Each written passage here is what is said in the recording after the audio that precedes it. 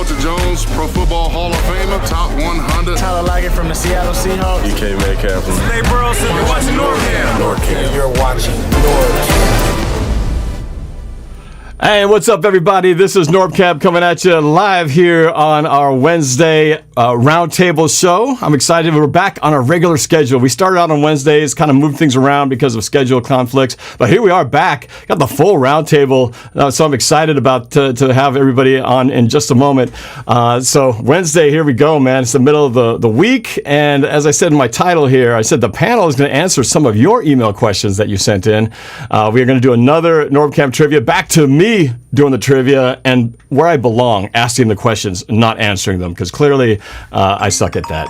So that is what we're at, and we're going to talk a little bit of some football as well, and talking a little Jordan Brooks, a little linebackers, and a little fantasy football as well, since the season is just around the corner. So before we get the panel back on here, and before we get into all this, real quick, as always a reminder, would love it if you would hit that like button, hit the subscribe button as well, and that notification bell, and that way you will always be notified when a new video comes up. So without further ado, ladies and gentlemen, welcome back, everybody, to the NorbCam Roundtable. Everyone's back here in the house. We've got Seahawks Martin, who's been just away for a while. Feels like a hiatus. Welcome back, Martin. Yeah, but unfortunately I had to go on another 2-week hiatus. I'm just a little busy, so... Yeah, but hopefully I can make the most. Hopefully I can make the most out of this. So, the busiest 12-year-old I know has so much going on here. But I'm glad you can carve out some time out of your busy schedule to be back with us right here. And of course, I guess we'll go counterclockwise, saving my guest for the last this time. We got over my shoulder right here with the upgraded internet. Hopefully, Mr. Calvin Domingo. Welcome back, of course, to our the round table. What's up, man? What's going on, everybody? How you guys doing? Yeah, man, doing great. You sound good, man. I'm loving this connection that you got so far. And hey, congratulations! I saw your post that you got 1,000+ views on that Jamal Adams story. So nice job. I know you guys are all growing your channels. But that's awesome, man. Of course, to my left, in the bottom right corner, we've got Noah Boelter of the Boelt. Busy getting ready for that big move to Wazoo. What's up, man? How you doing, Noah? Hey, man, we're just getting ready for the first live stream of the show on YouTube this week on Saturday. Norb actually is committed to be a part of it as well. I can't wait to do it. Where I'm at in terms of the preparation, it would not be possible without Norb. Norb has spent countless nights up late until 2 a.m. just on the phone with me, solving problems, figuring out issues, and adapting equipment. So I can't thank you, Norb, enough. And I also wanted to point out real quick, my brother got some new headphones over there, looking clean. Calvin Domingo. Yeah, right.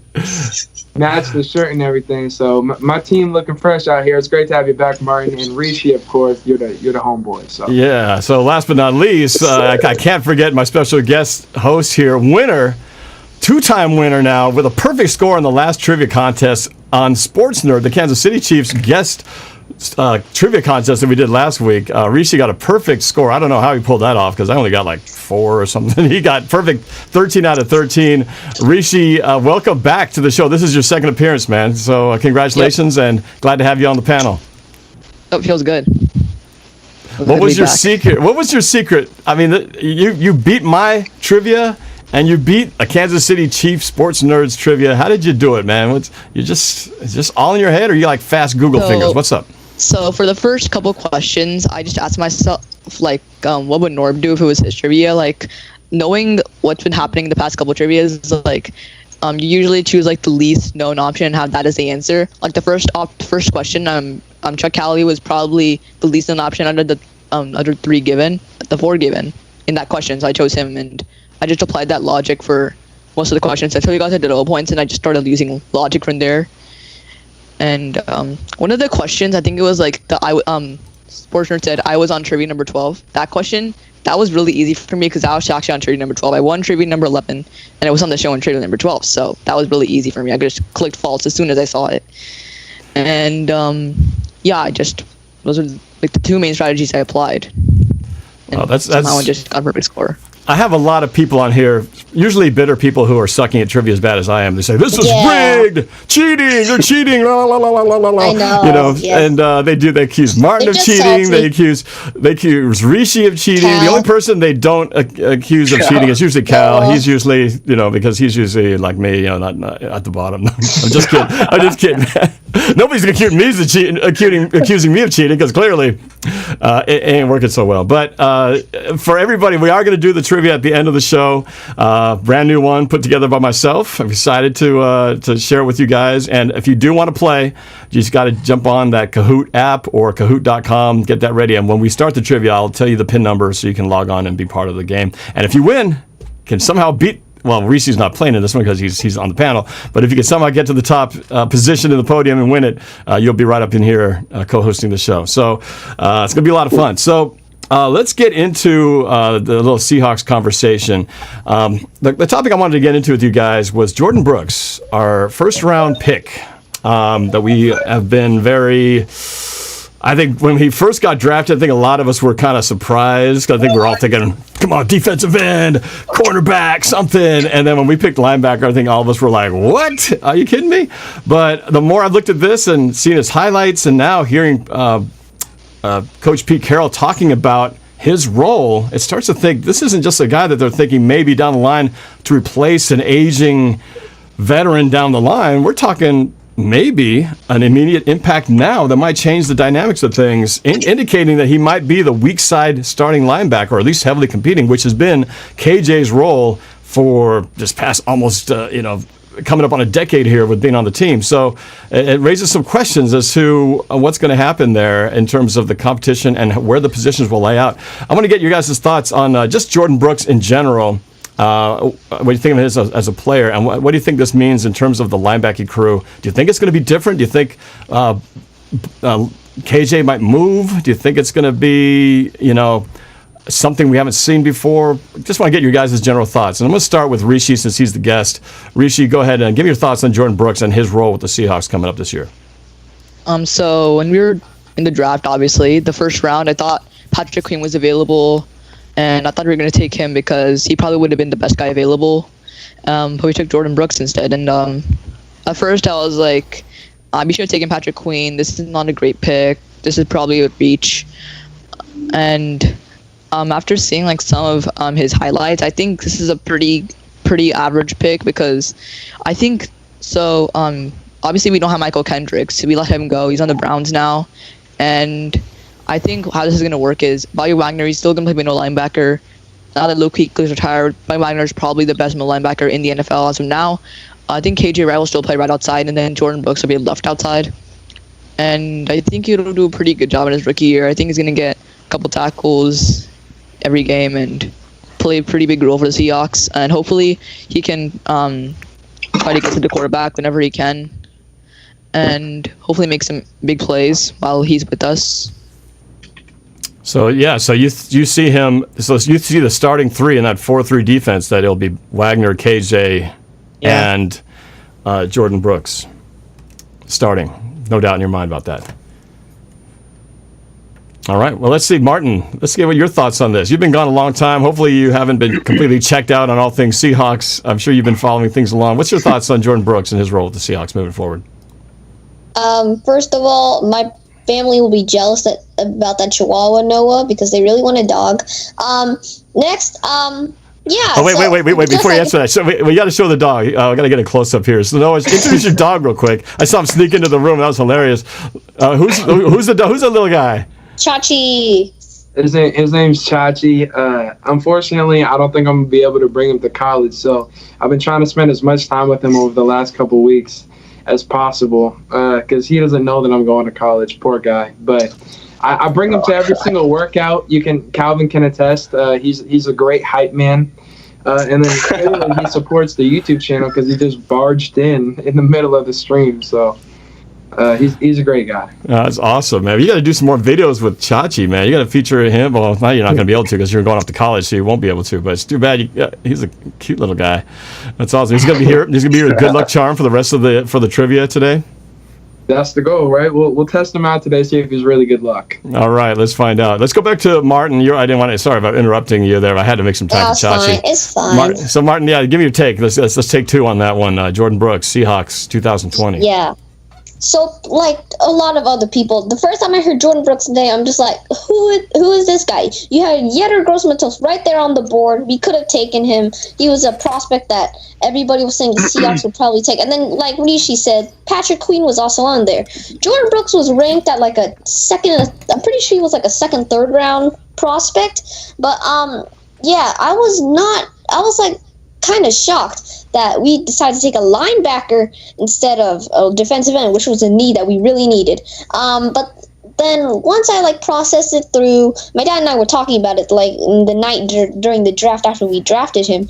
We realized, oh yeah, Bobby Wagner, KJ Wright, those two guys are getting old, like in the 30s. They're starting to slow down a little, and so we need the new generation up to back them up. And that means Cody Barton, Ben Burkervin, and then now Jordan Brooks. But as a first-round prospect, I think he will start this year, along with KJ Wright and B-Wags. But I'm pretty sure they might end up moving B-Wags to strong side linebacker. I'm pretty sure that's what a few people said. But yeah, and I also watched his highlights. That guy has made a lot of good tackles. He even if it looks like he might not make the tackle, he still makes it. So I'm pretty excited to see him play, and hopefully this helps stop the run game. All right, good analysis there. Let's go to Calvin. Get your take. Do you see something different with Jordan Brooks and the linebackers? Yeah, I love the addition of Jordan Brooks. The more that I think about it, it wasn't too bad of a reach. As Martin, you pointed out, Bobby Wagner, KJ Wright, though they both had great seasons last year, they're both really aging. Their games are starting to decline a little bit, especially with KJ Wright. I know he had a career high in tackles last season, but it was easy to tell that he kind of lost a step. I think what Jordan Brooks brings to the table is a whole lot of explosion. We need some more explosion, some more athleticism on our defense. He's a young guy. He's a tackling machine. He's not as good in coverage as we would like, but I mean, obviously he's still a rookie. He has time, and he can learn from some of the best. KJ Wright, Bobby Wagner, they know how to cover. They've been in this league for a while. They could definitely show him the ropes. I think that with Jordan Brooks taking over for KJ Wright's weak side position, I don't think it matters too much, because I think that we're going to start to play more nickel and hopefully more dime. We've been playing pretty old school defense the last couple of seasons with the 4-3 formations and all that. And obviously teams are picking us apart.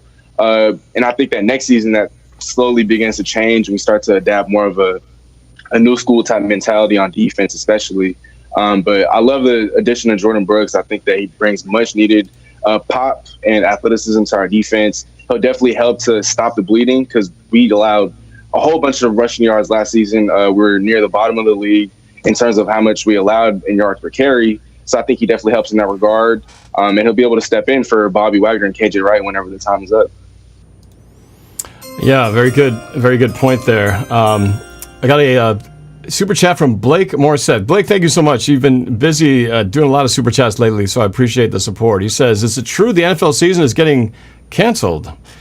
There has not been any, there's no official news regarding anything being canceled. I think a lot of people have their doubts about this season, of whether it's going to make it to the end, whether it'll start on time. I've got my concerns. I'm at sub 50%, to be honest with you, that we're going to make it through this entire season. I hate to say it, but that's a whole nother topic we can get into. But let's keep talking about this as if we are going to have a season. And Noah, let's get your take on Jordan Brooks.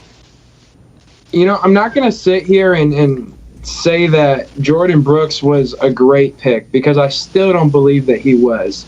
But I feel like there's a way that Seattle could make him a great pick, and that's by how we use him. And I think the first step is announcing him as the hopeful starter at weak side linebacker for Seattle. We could have got him later in the draft. There's no doubt about that, second or third round. I don't think Chachi liked him when I talk in his ear, so I'm going to put him down. But we could have got him a little bit later in the draft.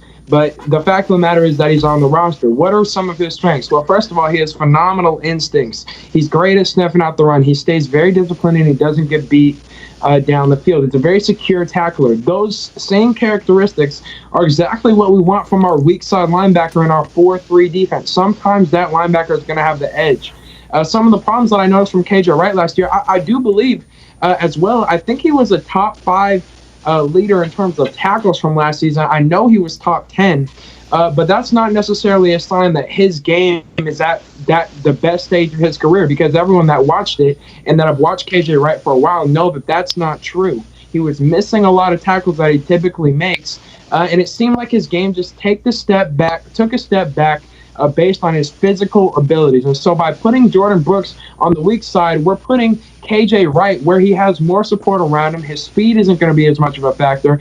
And while he was unable to make tackles, he definitely slowed a lot of guys down. But sometimes because he was out in space, those guys had enough time to break off of KJ, and then other defenders were so far away they could escape down the field. Well, that's not going to be the case now that KJ is on the strong side and we have such a secure tackler in Jordan Brooks on the weak side. So I think by using Jordan Brooks where we're using him, that should create the best opportunity for us to get the most out of Jordan Brooks. I feel like we're going to use him on quite a few blitz packages. I feel like we're going to use his instincts in the run game as well.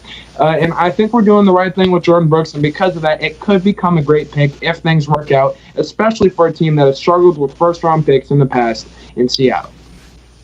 Yeah, great analysis. I'm with you there. I think we all shared the same collective, like, what? When we drafted him. And I think we do have to consider the age factor. And with KJ Wright at the weak side linebacker, like you said, in the 4-3, speed is everything. And I think what's helped KJ overcome some of that, maybe slowing down a little bit, he's a tall guy with long arms. And so oftentimes, even if he does get a little bit beat, he can put that hand up there and knock passes down. But he's just turned 31.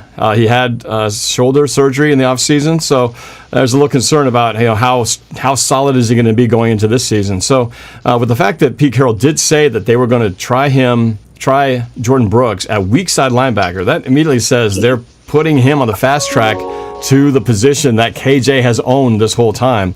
So I don't know if that's an official move that KJ is going to strong side, like you said, Noah, but I feel like it feels like the natural place he should go to in terms of making room for the younger, faster Jordan Brooks, who can step in, like you said, good tackler.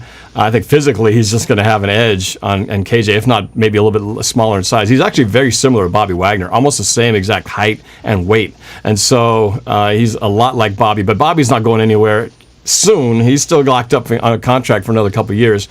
So I'd like to see that happen as well. What a great trio of guys to have working together, and two of them mentoring Jordan Brooks. And if they can turn those physical skills into the knowledge that those guys can bring to them, I think that would be huge for Seattle. So I think it's a smart move. And I don't know how KJ feels about moving to strong side. He has played it before. He's played middle linebacker before. He's had to shift around. So I think he could do it. And at this point, considering that he's got a 1-year deal, he's got quite a bit of a salary cap hit as well.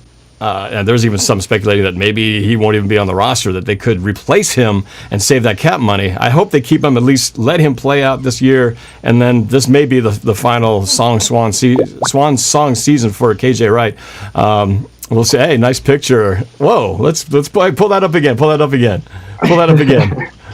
on a second. Noah, first of all, how long ago was this? Where's that photo, man? Pull it up. That was in like 2016, 2017. Yeah, no, I want to see it. I just remembered I had it. Put it up. I want to see it. Come on, man. Got it. Oh, I sent it to the group. Oh no, but okay. It was on your screen for a second, but it went away. I don't know how to put it up there. Anyway, you look like you're about 30 pounds heavier in that photo, though. That's the biggest difference I saw. Yes. Holy mackerel, man. That was like 100 pounds ago. Oh yeah. Jeez. You've obviously been hitting the gym since that time, but wow. Wow. That nice was transformation. And I didn't realize, I'd forgotten talking about tall players and KJ Wright. I'd forgotten until you came over how tall you were, because we could just talk on this thing, and no, height doesn't make any difference. You're as tall as Seahawks Martin. Actually, you're shorter than him on my screen, but I forgot how tall you are. How tall are you, man? So I'm 6'2". In the picture, I was probably like 6'1", and KJ only had like 2 inches on me. So I don't know. Like, he's not as tall. He's definitely lengthened. He seems huge on the field, but when we took the picture together, he didn't seem that big. Well, I think he's got those long arms too. That wingspan, I think, makes a big difference. Again, just in coverage, if you're beat by step, you get like that long arm up there just to knock that ball down. He's done that many times. Another super chat from the Dukes of Hazzard this time. He says, "Watch Rain City Redemption." I forgot a lot. Yeah, Rain City Redemption, great series on YouTube. Really good one, yeah. Yeah, really cool documentary putting together. An extensive breakdown of the seasons past using media clips and highlights and stuff. A lot of work that went into that thing, but pretty amazing stuff. All right, so we'll see what happens in terms of the linebacking situation with Jordan Brooks. But let's transition. I actually wanted to talk about fantasy football, something I don't know much about, but I'm going to hopefully get to know this year. As we've mentioned in the past, these guys, the Boelt, Calvin and Noah, they've been doing fantasy for a while, got their own league. And during the earlier parts of our show, a few months ago, we actually opened up the audience to joining one of those leagues. And we're actually, Martin and I are joined on the, what do you call it, the Boelt League, right? Isn't that the one that... Fan league. I'm on the Boelt League, but you're on the Fan League. Is that right, Martin? You joined the Fan League? Yeah. Yeah, so there's two leagues. There's the Boelt League. I'm going to be joining, and then Martin is on the Fan League. And some of you viewers I know jumped on to the Fan League as well. So now that we're at this place where we are, in my mindset, I haven't thought anything about fantasy. I don't even know what I should be thinking about. So tell me, as a seasoned veteran, as the two of you are, what should we be doing right now in terms of preparing for fantasy? And we'll get into, I guess, a Seahawk more related question at this point. But what's the process now as far as we're gearing up for the fantasy season? Noah or Calvin, we'll start with you. I'm just gonna act as if there is still gonna be a season that's gonna be played. I bought a couple of magazines. I usually do it every summer, where I buy a couple of fantasy magazines, either from Sports Illustrated, NBC Sports, Yahoo Sports, and they kind of just breaking down fantasy for the upcoming season, ranking players, talking about projected busts, projected stars, projected steals, and that type of stuff. Basically just doing a whole bunch of research, paying close tabs to teams with players that you potentially could want on your team, guys that you're targeting. I'm just doing a whole lot of research, reading books, going on YouTube, watching film, looking back at fantasy last season, just looking at the guys that I took, kind of breaking everything down in years past, and looking at what I could do to improve next season. That's kind of what I'm doing right now, just researching a whole lot. Okay, Noah, what about you? What's your off-season prep? What's your training camp that is going on for fantasy right now for you? Well, Calvin brings up some great points, and Calvin is definitely a fantasy football expert. But one thing that I would say that Calvin might have left out a little bit was that you can't just go off of what everyone else is saying. You have to kind of get ahead of the tide. And the reason being, every single year, especially in the Boelt League this year, it's going to be competitive. We found out who the scrubs were last season, and they're not invited this year. So now it's only going to be top-level competition. So, Norb, what I would say for you specifically, because you're definitely more of a Seahawks guy, you know the NFL, but you're primarily a Seahawks guy, what I would say for you is I want you to go around the NFL, and I want you to figure out what teams not only are going to have impact players, but what teams are going to constantly be behind in ball games. Those are the teams where you want to look at wide receivers. What teams are going to constantly have the lead in ball games? Those are the teams that you want to look at running backs. Start thinking about how you think the dynamics of this season is going to play out. Based on that, use that to find your guys, your little hidden gems, because we're not going to know who's picking in what order, who has the first or the 10th pick until 30 minutes before go time, right? So you have to be ready to draft wherever you have to draft. You have to know who those gems are later on in the rounds. Don't stop looking after the top 50. You got to look all the way 1 through 180. Make sure you know who's available, who you could draft, who are those hidden gems that you're going to go for before other people, and what dynamics of the regular season are going to play into the players that you want to draft. Okay, so we got some homework to do. It's got some outside of the Seahawks research to do. But this is still a Seahawks channel, so I want to just see how do the Seahawks players factor into fantasy? Are there any players on the Seahawks that actually are guys you go after in fantasy? Russell, it got to be Russell. Well, that seems too obvious, but I know fantasy is it's not the top 100. I know it's different. So, Calvin, how do you look at the Seahawks as it pertains to fantasy teams? I mean, of course, we'd all love to have Russell Wilson. He's a top 3, top 2 quarterback in football, and he's produced a lot in fantasy. But I think that at the price that it would take to acquire Russell Wilson, I'd pass on Russell Wilson unless I'm spending like a fifth or not spending a third or a fourth on him. And I haven't done any mock drafts lately. And Norb, I forgot to mention another thing you should do, or another thing you can do, is run a whole bunch of mock drafts. Start being in this position, or picking at 10th, or picking at 1st, picking at 3rd, picking at 4th. Usually for me, when I'm running my mock drafts, I'm running a simulation for every single pick, 1st through 12, 1st through 10, 1st through 16, depending on how many teams are in the respective league that I'm joining. And it all depends on the price point relative to where Russell Wilson is being picked at right now. I'd pass, but changes as a season or as an off-season was Russell Wilson. But as far as the other guys, or Chris Carson, he's somebody that I target round 4, round 3 even, bottom of round 3. You can expect at least 5 to 8 touchdowns. I understand that we have Carlos Hyde. Rashad Penny's going to be back after 6 games. He has a lot of competition for carries, and we're even talking about scaling back his workload. But I think that he's still a good bet, a pretty solid bet for at least 1,000 yards, 7 to 8 touchdowns. DK Metcalf, we're all projecting, I think, that he's going to have at least 1,000 yards next season, anywhere from 7 to 10 touchdowns. He's a guy that I target maybe round 5, round 6, round 7, somewhere in the 50s to 60s. I think he'd be a pretty good value there as a wide receiver 2 to 3, maybe even as a flex option. Other fantasy guys of note, I think, are potentially Will Dissly, if he can stay healthy. But if not him, then Greg Olsen and Tyler Lockett. I forgot to mention Tyler Lockett. If AB were to join, he'd be suspended for the first 8 games, but he could help, in the playoffs. There are a whole lot of guys I think are fantasy worthy in Seattle. All right. So it sounds like what you're saying is Carson would probably be the first guy you would draft in order. It'd be yes, Carson, sir. DK, and then Russell. It sounds like that's kind of the order from what you're saying. If those guys, if in a perfect world you can just pick whoever you want at a certain range, that's how you would go in that pecking order. Yes, sir. Because for me, I usually like to fill out my team with running backs and receivers first. I'd like to get my first 2 running backs and then my first 2 receivers before I even think about a quarterback. And so because I think that Carson's going to be a solid RB2, DK is going to be a solid wide receiver 2 or 3, I'd like to target those guys first before I settle on a quarterback.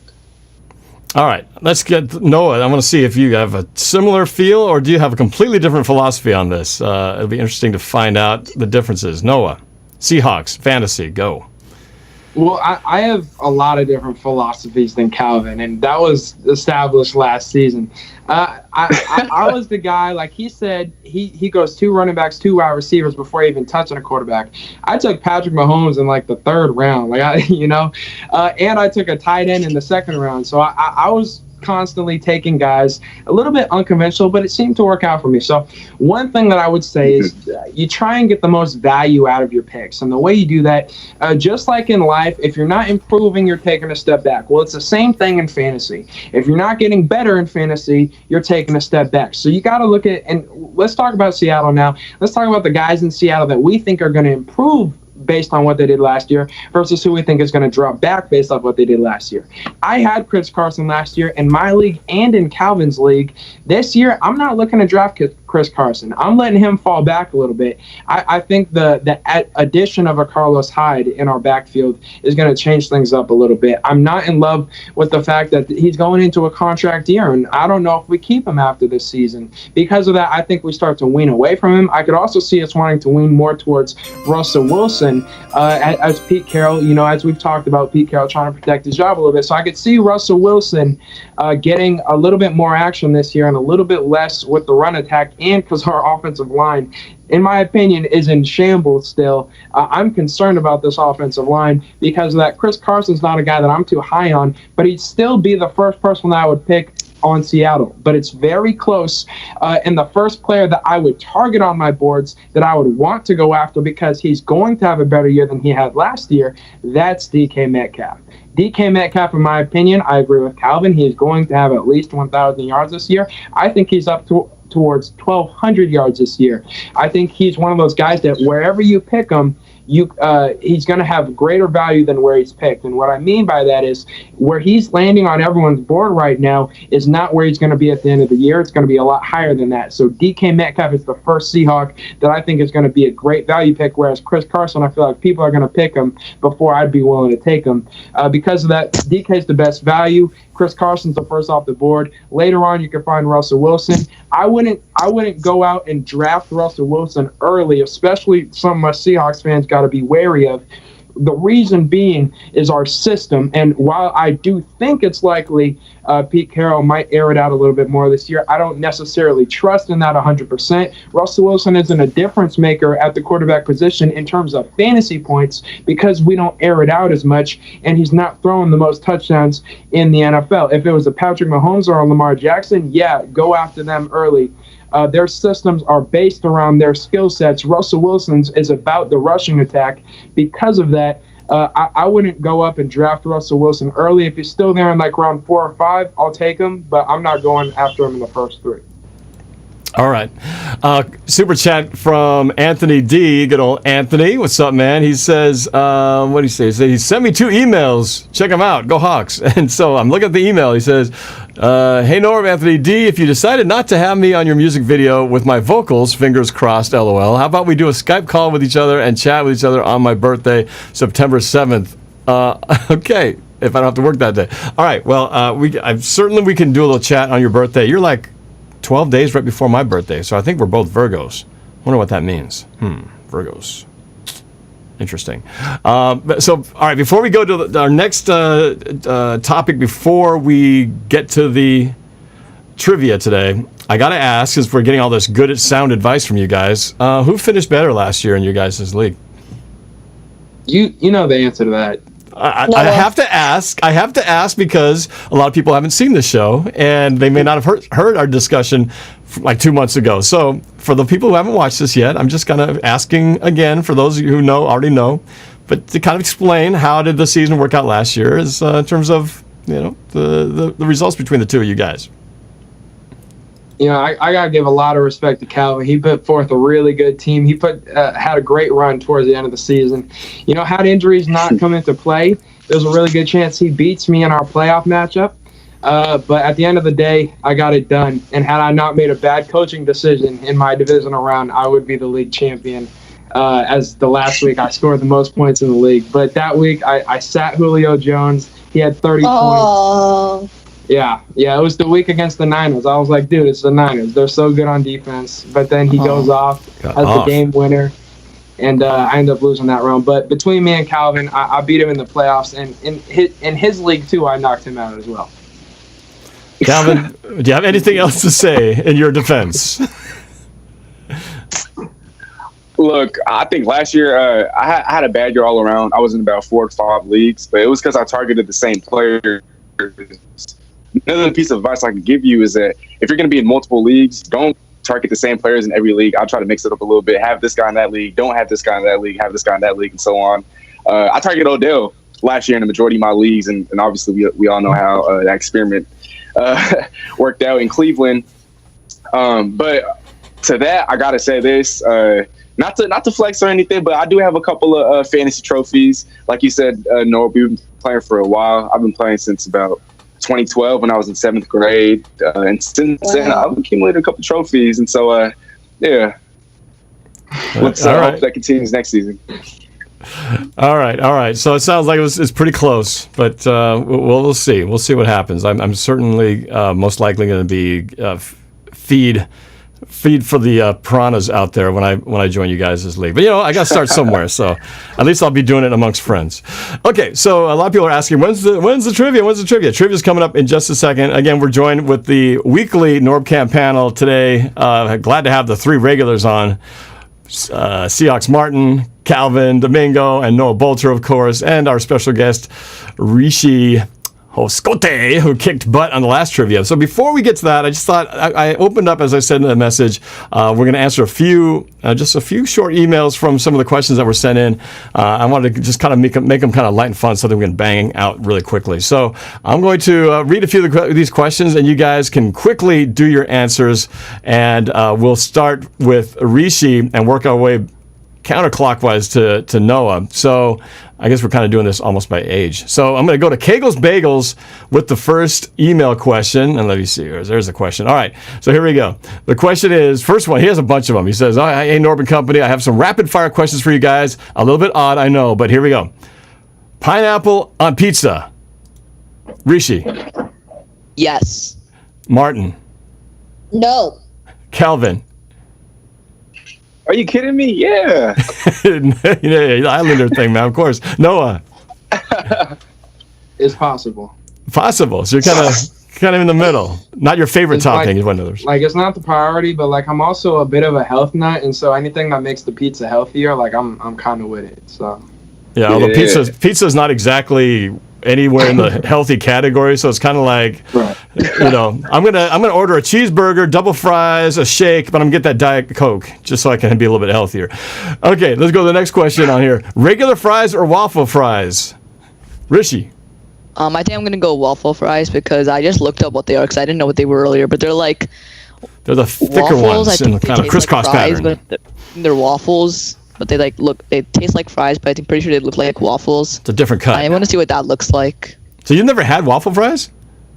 No. Wow. I've had regular fries, but not waffle fries. Never. Wow. Even heard of But it. you Okay. prefer waffle. You need to go try it. That way you can really decide for sure which one you like Yeah, better. okay. Martin, regular or waffle fries? Yeah, I've gone to Chick-fil-A a couple of times, and I've tried the waffle fries. They are really good. So yeah, waffle fries. Calvin.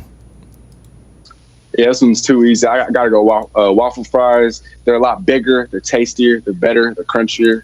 And I guess they're a little healthier just because there's not as much oil on them. So yeah, without a doubt, waffle fries. All right. Noah.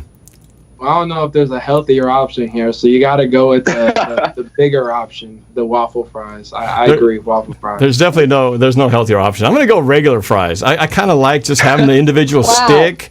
The waffle ones are sometimes a little bit too big. I like to just have that one singular insertion at a time. If I want to go heavy, I'll just get 2 or 3, dip them at the same time. But I like to have control over my fries. The waffle kind of takes some of the control out of my hands, and so I don't like that too much. All right, a great steak or a great burger? Rishi.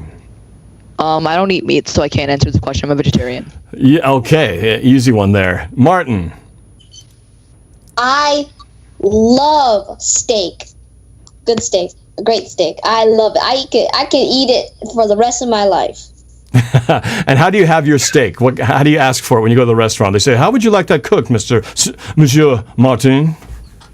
Actually, my parents just leave it up. I just leave it up to my parents. I'm only 12, so like, yeah. Well, yeah, but you're there. You hear the waiter. What do they tell them? What do they say? Do you say, oh, Martin likes it bloody? In fact, crawling a little bit while it's still on the plate, or do you like one thing? We like that thing like one step before beef jerky. How do you like yours? Do you like it a little red inside? The healthy guy in the group, steak or burger? Yeah. As soon as I said that steak, I knew what my answer would have to be for this one. I gotta go steak here. It's straight protein. I'm trying to be a bodybuilder, man. I'm trying to get big. That's straight gains right there. Whereas a burger, it's a lot fattier at times. It can have all the additional carbs and stuff. You don't got the bun necessarily on need all there. Yeah, that's true. Yeah, and All so I gotta go steak here, and I like a medium well. Medium well, really? Okay. Well, for me, I got to go with the steak. Filet mignon, medium rare. A lot of butter on there. Some, like pan-fried asparagus, mashed potatoes. Yes. That's what I'm garlic Love mashed that. potatoes. Got to have the garlic in there. That's what I'm talking about. I have it every single time. All right. Final question from Kegel's Bagels, who just had the whole whopper of a list here. Final question: Hauschka or Jason Myers? Rishi. Easy. That's easy. I gotta go Hauschka. Martin. Hauschka. Calvin. Make that 3 and 3. Noah. Stevie Wonder.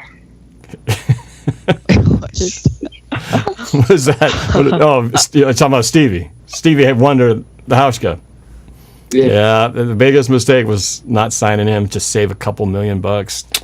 If you go back in time, man. No one really sweats the kickers, but man, we've had some seasons altered by our kickers. Would have been nice to have that guy back. Yep. All right, so thank you, Kegels Bagels, for the question. Let's go to Fat Kid Ori. He says, hey, Norb, what are your thoughts on players kneeling during the national anthem? I agree and fully understand with their decision to kneel. Ori. Controversial, a little political here. I don't normally bring politics into this channel, but maybe we can do it in a way where we don't rile up too many things here. But Rishi, what do you think? I don't really have a say on this because, I kind of understand why players kneel. Like, I'm pretty sure, back when the Seahawks played the Titans in 2017, I'm pretty sure both teams, they stayed in the locker room during the national anthem. Like, they didn't go onto the field. So I think I understand why they did that. Obviously Colin Kaepernick back in 2016, he was doing the national anthem. That's what made this whole kneeling during the national anthem and NFL game thing famous because of Colin Kaepernick. And I just don't really really hear about that too much. I'm more like the football guy. I'm not really that into politics, like players kneeling in the national anthem. I'm more like when it comes to politics for me, I'm more like I care about the presidential election, that kind of stuff. So. All right. Martin, thoughts? Yeah, I'm not really a politics guy, but I do think that kneeling kind of disrespects the flag a little. But, it's their right? It's not like it's illegal or anything. So, if the players want to kneel, they can do it. It doesn't really matter to me. So, yeah. All right. Calvin, what's your thought? As no one knows, I'm very pro-centric and pro player. And otherwise I wouldn't have a Colin Kaepernick jersey in my room. I know it's my roommate's, but I wouldn't allow it to be up if I didn't support the man. I'm very for kneeling. I understand that it is disrespectful towards the flag, but at the same time, if the NFL was as good of a league as the NBA was, then maybe it could be a problem. But the NFL has always had problems, especially with the commissioner. Roger Goodell hasn't always been the best guy for the job. He's taken a lot of heat in the last who knows how many years. The NFL just doesn't have that good of a reputation compared to other leagues, and so I think that with the players wanting to kneel, all they're doing is essentially sending a message, standing up for what they believe is right, and it is their right, and all they're doing is exercising it. And so I'm with the players on this one. How about you, Noah? I didn't know that we were going to talk about this today, but coincidentally, if you want to peep my jacket real quick, it says "I Can't Breathe," and it has the late great George Floyd on it. And what it represents is racial oppression in this country. And what the kneeling is for me is acknowledging the problem that we have with our United States. And the first step to solving any problem is acknowledgement. So I completely support kneeling during the flag ceremony. Reason being, we Americans don't believe America is perfect. If we did, how are we supposed to improve? How are we supposed to get better? How are we supposed to work on ourselves? I feel like it's ignorance to not allow it because you're trying to act as if there is nothing wrong when clearly there is. I think the NBA has taken strides in that measure, especially by adding the pro player quotes on the back of the shirt, on the back of the jerseys. Norb, I don't know if you've seen it, but they have phrases such as vote, Black Lives Matter, say their names, stuff like that. And that's part of the reason why the NBA is working. Well, if the NFL wants to even have a season, they're going to have to work with the players in similar fashions. I would love to see the NFL implement similar strategies. And I think it's mandatory that they allow kneeling because it's pointing out the flaws in this country that we all know are here. And until we acknowledge the problem, it's not going to fix itself. I agree with you. I think the first time it came out, I was not as receptive to it because I'm just one of those guys when it comes to the anthem. It's always been my automatic thing is you stand, you put your hands over your heart, you take your hat off, and that's just sort of how I always grew up with that. And so when it first happened, I was a little bit more like, I don't know, this seems wrong to me. But we didn't really focus on what he was kneeling for. I don't think there was enough attention focused on what he was doing it for. It was just more on the fact that he was doing it. But now, of course, 4 years later, the situation is very much different. The political climate's different, and obviously, what has happened in recent events has gotten people more aware. It's resulted in the change of the name of the Washington football team now, changes of brands across the country in terms of even just food products that have had questionable marketing representation. All those things have been re-explored. So now I feel like this is a time when, every once in a while you do go through social change. And awareness is one of those things, and I think now this is that time when it's at its peak. And we are in a very politically divisive nation right now with, just as many people saying, I love this idea, and just as many people saying, I hate this idea. But for me, I think that the change that has happened has been overdue. So I support it, and, we'll see what happens to the course of it. But it is very interesting to see how much has changed, and just like you said in basketball, how they've been welcoming that, and not everyone's going to like it, but I think it's kind of the way things are heading right now. So one last question here to ask for everybody. This is a totally non-football question, but what is your most embarrassing moment? So I'm going to go to our guest here, Rishi, and you don't have to go too extreme. Obviously, you can be as honest as you want, but let's keep this friendly. Most embarrassing in general, or in general in school, like where? Oh, anything. I guess as much as you're willing to share the embarrassment, just something that's something that happened that if you could go back and take it back because it was just not a good day for you. Let's just hear a story about that. You got one for us, Rishi? Okay, so. This was back in April 20. So back in April 2018, there was a geography beat that I participated in and got first in that. And so the nationals would have been held in I think August, late August, the weekend before school starts. Would have been held then. And obviously I had to study, but at that time I was being kind of lazy. Now, of course, if I had this competition right now, then I wouldn't be as lazy. I would actually be strictly focused on studying for that, so I could make sure I could do well. But back then I wasn't that like that. I was kind of lazy, and I was given 1 day to study, and I didn't study, and I couldn't go to the competition because of that. And so I was one of my worst days ever. So basically, did you have to pass? Did you have to get a certain accomplishment in order to move on, and you just didn't reach it? Is that what happened? Like a test? No, I did the accomplishment, and there was a next stage, but because I hadn't studied back then, I wasn't allowed to go. My parents said I couldn't go. They wouldn't take me to. Oh, I see. They just felt like you weren't prepared for it.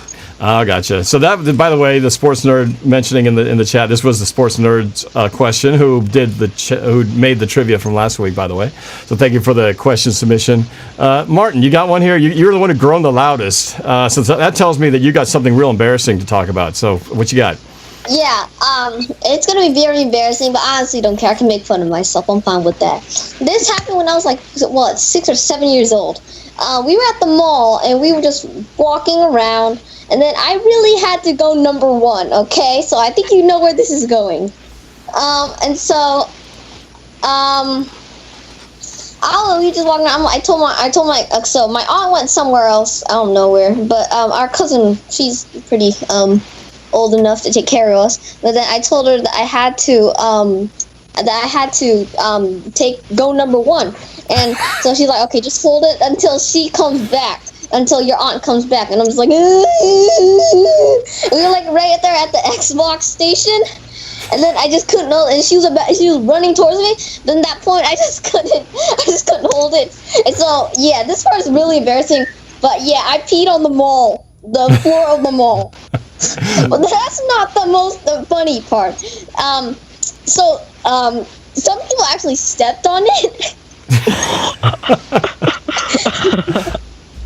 Oh no! Yeah, that's bad, Cuddy. And then one family actually had slippers on and stepped on it. So. Oh, you gotta put up a cone or something, bro. Yeah, slippery when wet sign.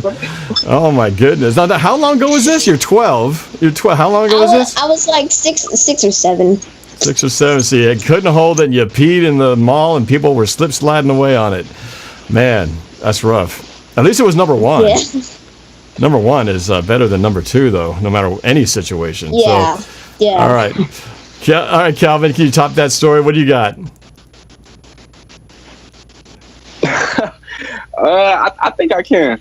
So a couple years ago, I'm in college. Noah and I were both college students, and so a friend of mine hosted he had a little party. It was a Saturday night, and I decided to wear my brand new Nike jumpsuit. I just, earlier that week, I went to the mall. I just got paid, and there was this Nike jumpsuit that just came out, and so it was olive green, and I ended up buying it because I thought it looked really good.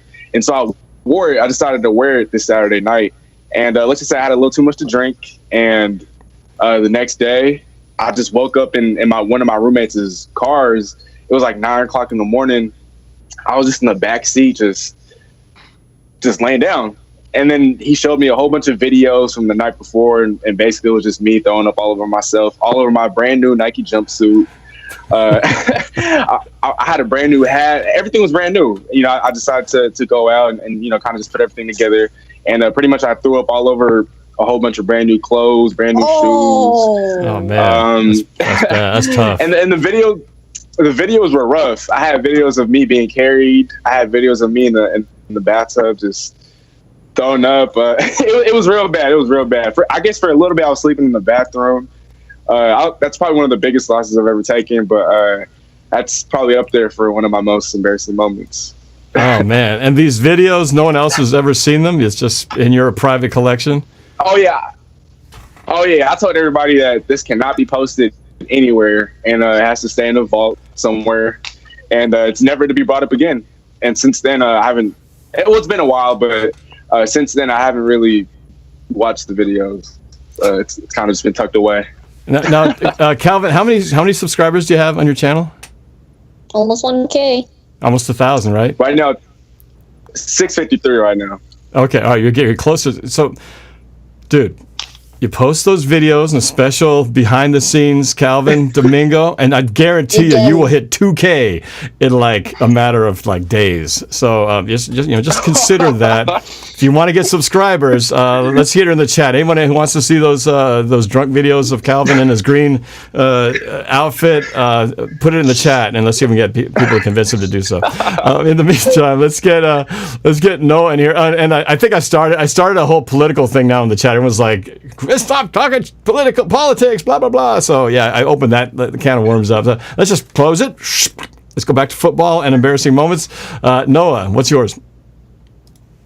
First of all, Calvin, you're going to have to send me those. But for my embarrassing moment, it was when I had a few more pounds on me. This was back when I was I think it was around when I was 345 pounds. And so I went to Boy Scout camp, and we was doing like a whole bunch of training all week, like doing a whole bunch of exercise. And we did like canoeing, and we'd swamp the canoes. And for those of you who don't know, swamping the canoe is like when you put water in it and flip over, and then you have to use like some form of technique, like use two people or whatever to get the water out of the canoe and then flip it over and then climb back in the canoe. Well, I was really bad at that. I was really big and I couldn't get in the canoe. Well, a couple weeks later, or maybe a couple months later, my Boy Scout troop went on a 50-mile canoe trip up the Columbia River over a week. Wow. It's day 2. Okay. And we're going through the Columbia River. So far, nobody has swamped yet. Thank goodness, right? Well, I was in the canoe with my buddy Hedemiah, and my bishop is in like this little motorboat next to us, and he pulls up and he's like, "Hey guys, smile," and he has like a camera. And so we go from paddling to looking, and when we look, we smile, and as we smile, we lose it, and everything falls out in the middle of the Columbia River with huge ships on either side of us. Oh man. Some of that gear was never seen again, and of course my big self couldn't get back in the canoe. So now I'm in the middle of the Columbia River. My buddy had a Maya gets in the canoe. They got to use the motorboat to drag me to shore so that we can finally get back in the canoe. And some of that equipment never got picked up. But oh, my gosh. That had to be up there. And it was all caught on film. So video. Noah, how many subscribers do you have? Like 250. Oh, come on, man. You put that video up there, you'll be up over 1K in no time, man. Jeez. You guys have YouTube gold sitting on your hard drives. I don't have the video there, so yeah. Oh, well, that's rough. That's rough. Well, I can't believe that. You were 345. Is that the heaviest? You were at 345 pounds? Everyone in the chat is like, what? 3, 4, 5? That's crazy. Really? Is that the heaviest you were at? Do you have a picture of you when you were 345? Well, that KJ picture was pretty close. Oh, it was? If you go to my old Instagram, noah.boelter, and like scroll back a little bit, there's a lot of older pics where I'm pretty big. Wow. And so where are you at now? What's your weight now? I'm about 214. 214. Oh, wow. My gosh. So you lost over 110 pounds? Or 131. 131 pounds. Oh, my gosh. That's amazing. You should be on some kind of weight loss story, man. How did you do it?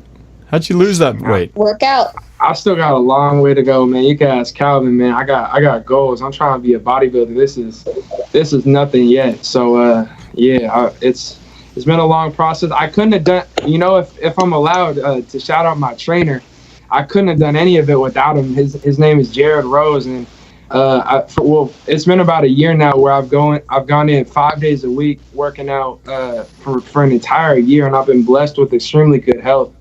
And my trainer's been putting me on routines. He helped me with the diet plan. We actually lost 100 pounds in 7 months to the day, and it was all because of the diet plans that he had me on and about counting calories and everything. So if you need a trainer, just hit me up on Instagram, because he's the man. He really gets the results. He doesn't look like he can lift like crazy, and that's the thing about him. He looks like a little nerdy dude. I remember the first time I saw him, I looked at him, I was like, man, who's this dude about to train me? Then he kicked my butt, and then we lost 100 pounds. So, yeah, definitely if you need a trainer, hit me up, because I know a guy. Wow. Wow, we need to see like a before and after pics, 345 and then to where you are now, and it sounds like you're still going down. That's amazing. I did not know that about you, man. I just knew you're already a workout guy, but that's wild. That is amazing. But congratulations, man. That is really cool. So I guess I got to tell my story here, and I think I've told it before. I think this question actually came up before, so it reminds me a little bit of Rishi's, but much more publicly embarrassing. So, okay, so you got to remember, I was in 6th grade at this time, so I'm not. I looked very different then. I was a much different person. I was super shy. I hated being in front of people. I had really messed up teeth because I didn't have braces yet, so my teeth was messed up. I had this bowl haircut, so I hated being in front of people. I'm not the studly guy that you see today before you. No, I hated the spotlight, but I was really smart in school, so I was like the spelling bee champion from like 3rd grade all the way up to 6th grade. So I was like the Mike Tyson of spelling in my elementary school, right? So I'm and this is in front of the entire school. They don't do it this way now. When my kids had their spelling bee, this was in front of the entire school. So it came down to me, and I'm just like killing it. Every question is just like boom, boom, boom, and finally it comes down to the final two. The championship, heavyweight battle is between me and a little 4th grader named Angela Hammondtree. And Angela, if you're watching out there, you represent like a name that is always a negative. It's like up there with Super Bowl 49. So it's down to the two of us. I just got to spell this word right, and I would win the whole thing. And of course, again, I had this reputation. Everybody and the 6th graders are all like, yeah, no, go kick her butt, blah, blah, blah. Right? So everyone's like, I'm just going in there like Mike Tyson against Buster Douglas. So I get my word, and my word is juice. The easiest word that had been given to me all day long. And everybody's laughing. Everybody's like, oh, Norb, you got this, man. And I'm laughing. I'm like, acting all cocky and stuff. So I go up to the mic with this, extra cocky juice, Juise. And I walk off, and suddenly it hits me. Oh. And everybody in all my classmates, everybody, the jaw just hits the floor and it's like dead silence. And a groan goes across the audience. They can't believe that Mike Tyson just took a uppercut, self-inflicted blow to the chin, and is on the floor with an 8 count. And so little Angela Hamiltree goes up there. She gets the word juice, and the rest is history, man. And you think this is not a big deal? 6th grade, right? I still run into people who went to my school in elementary, and they'll see me and they go, "Hey, Norb, how do you spell juice?" And they'll bring that stuff up, man. So since that day, the word juice has this sort of like Super Bowl 49 interception at the goal line reaction to me, man. So there's no juice in my house. We don't buy juice. It's just not allowed. So it's painful. It's a painful story to recall. It is as bad as Super Bowl 49, man. You're this close, and you screw it up at the end. Anyway, you choked. You choked. You had it. You were on the one. You just, the ball was in your court. Crowd. It was worse than Super Bowl. Let's stop with the Super It was worse than Super Bowl memories, please. 49 though, because with Super Bowl 49, you still had to execute the play, and it was questionable whether it was the right play. In my case, there was only one play to be made, and it was there. I mean, it was like having a little pitch catch toss to you and dropping the ball. If it had been like that, it would have been that kind of situation. Anyway, juice. We'll never spell that word wrong ever again. All right. Well, on that bright, happy note of emotional suffering, let's get to this trivia. You guys ready to do some trivia here? Yeah. Let's do this thing. All right. So everybody, get your Kahoot app, Kahoot.com ready. We're gonna play some NorbCam trivia. Let's do it. Here we go. Let's get the screen up here. There it is. And let's launch this game, shall we? Here we go. There you go. The pin number is 159872. 159872. Get in there. We can get like 50 or so people. I don't know if we have that many, but let's fill it up. There we go. 4 players in the house. 159872. Win a chance to co-host this show along with the panel here. It's going to be a blast. So jump on here. Again, 159872. We've got Alex Wacker, Dangerous, Hawks, that dude, Juice. Somebody's got Juice, Juise. You guys are cruel. You guys are cruel. Oh my goodness. Well, we might as well just throw a little jab in here, put Noah at 345 to start the game off right now. No, but he's not down to 215. Is that what you said you're at, 215? 214. 214, man. Oh, man. 159872. We got 43 players in the house. We got room for 7 more. Make it 5 more. Anthony D, Quinn D, the twin brothers in the house. Crisosomono.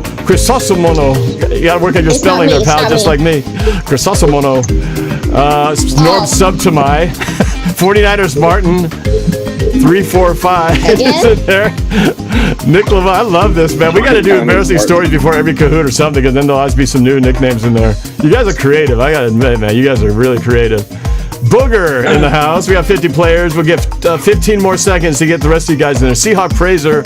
Ben Burkervin is playing. Yep, he's got time for this. Michael Mullins. Norb is best. That's a different Norb is best. We got the Norb is the best right here in the show, right here with the Rishi, man. Killing it right over there. 5 seconds left. 51 players in the house. We got the minimum. 52. We're going to go in 8, 7, 6, 5, 4, 3, 2, 1. All right, registration period is up. 53 players in the house. Let's get it going on right here, baby. Trivia contest, NorbCam style, begins now. Let's go. Here we go. First question. Multiple choice. Here we go. Tight end Greg Olsen was drafted by which team? Tennessee Titans, Chicago Bears, Carolina Panthers, or the Miami Dolphins? Tight end Greg Olsen was originally drafted by which team? The Titans, the Bears, the Panthers, or the Dolphins? You have 5 seconds. Titans, Bears, Panthers, Dolphins. Time is up. All right. Most of YouTube got that one correct. 25 of you guessed the correct answer was the Chicago Bears. Even Pete Carroll didn't know that when he went and made his little joke introduction of Greg Olsen. He said he was drafted by the Panthers. So, yes, Chicago Bears. Let's go to the panel, starting with our guest, Rishi, who got the perfect score last time. Rishi. For me, this was a no-brainer. I said Chicago Bears. Got it. All right, Martin. This was as easy as 1 + 1. Chicago Bears. Calvin. Make that a party of 3. Chicago. All right. 3-4-5 to the 214. Noah, can we get you down to 1?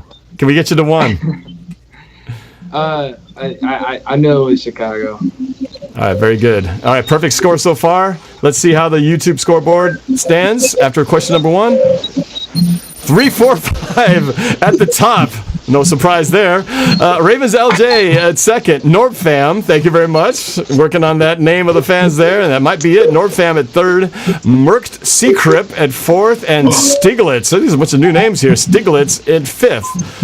Let's go to the next question. Question number 2. In what year did Blitz the mascot change his costume to the one he has today? Was it 2014, 2012, 2013, or 2015? What year did Blitz change his costume to the current one? 2014, 2012, 2013, or 2015? 3 seconds. Time is up. Oh, mix things up a little bit there. A little bit of a challenge for the audience. Correct answer is 2014. 12 of you got this correct. Let's see how well these guys have been paying attention to the costumes that Blitz has been wearing. Rishi. I narrowed it down between 2012 and 2014 because obviously the Blitz, he wears like the Seahawks uniform that we use now, and he introduced his uniform in 2012. And I have a feeling this is a bit of a trick question, so I actually said 2014. So you got this. All right. Yeah. 2 for 2. Martin. I went with 2015. I knew for sure it was not 2012 or 2013 for sure, because I remember the Blitz costume. He had that like the old Seahawks hair, the old color. He had his big beak. Blue, yeah. Yeah. And so I thought 2015 just seemed more modern, and so I went with 2015. So. Oh, missed it by 1. A good guess though. Calvin, how about you? So I got it wrong. I said 2012 because just like Richie said, I mean, that was the first year where we debuted our Nike jerseys, and I just thought that because he wears those Nike jerseys. Okay. All right. Just like YouTube got it a little tripped up on here. Noah, how well do you know this? You know, this one hurts because, like, 14 was my initial thought. I was thinking, like, after the Super Bowl victory, we're going to change it up, you know, like fresh look, Seattle, you know.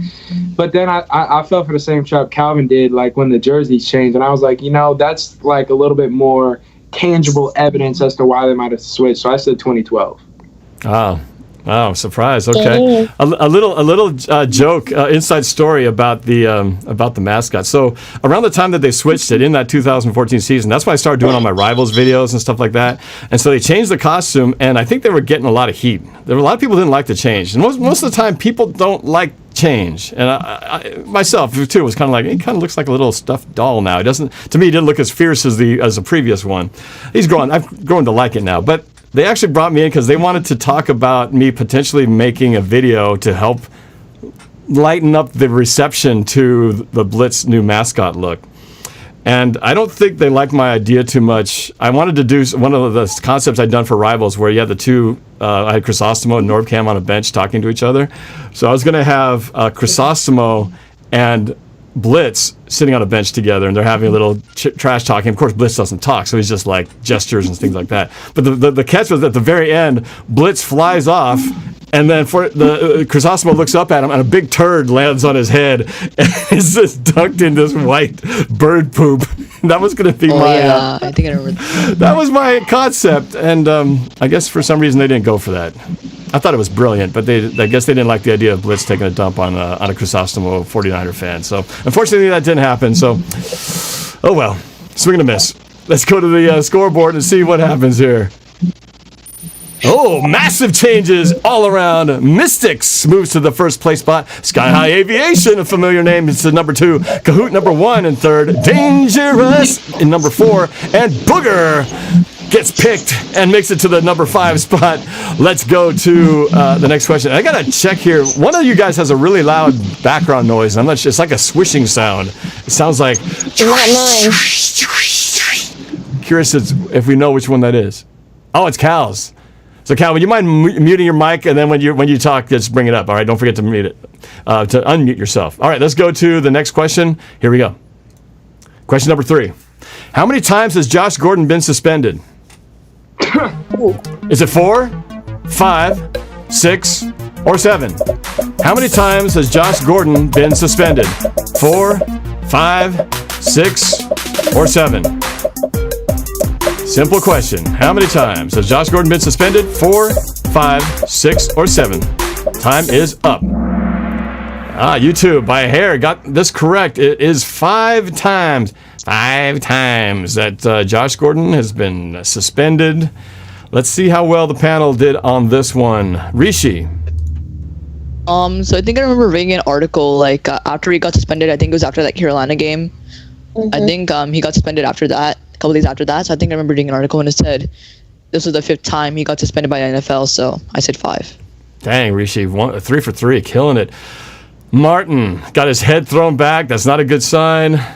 I'm guessing you thought it was 6. Yeah, I thought it was 6 because I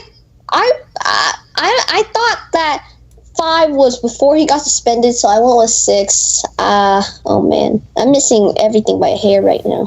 You know, to be honest, before I researched this, I thought it was 6 as well. And then I read it and I double-checked the facts. I was like, nope, this was the 5th time. So I would have gotten this wrong myself, to be honest with you. Calvin.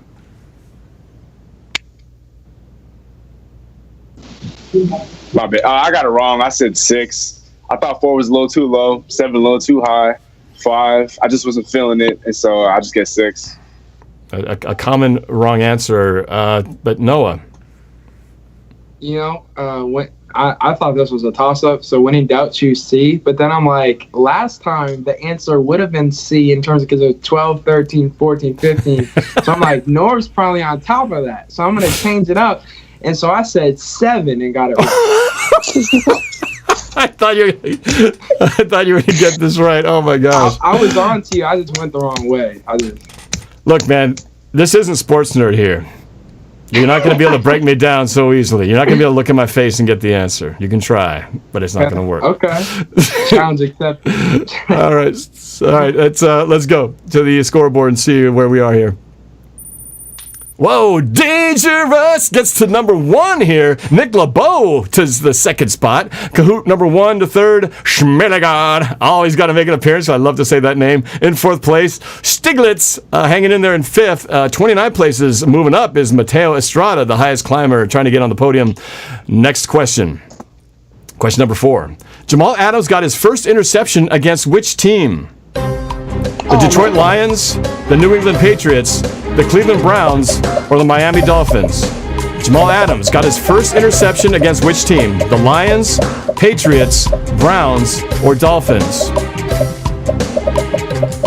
3 seconds. Time is up. Oh, YouTube, on it, on point. Correct answer is the Detroit Lions. For his first career interception, Jamal Adams. Hopefully more of those to come this season. Let's see if our panel knew a little bit about Jamal Adams before he became a Seahawk. Rishi.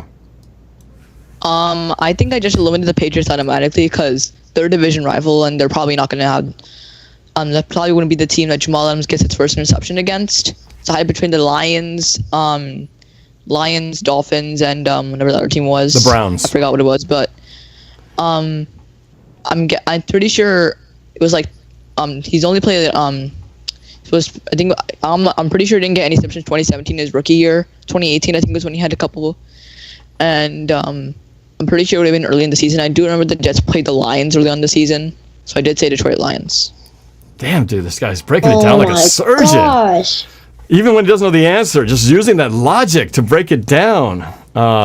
Impressive, man, impressive. Martin. Right now, I'm wishing I was Rishi because I got this wrong.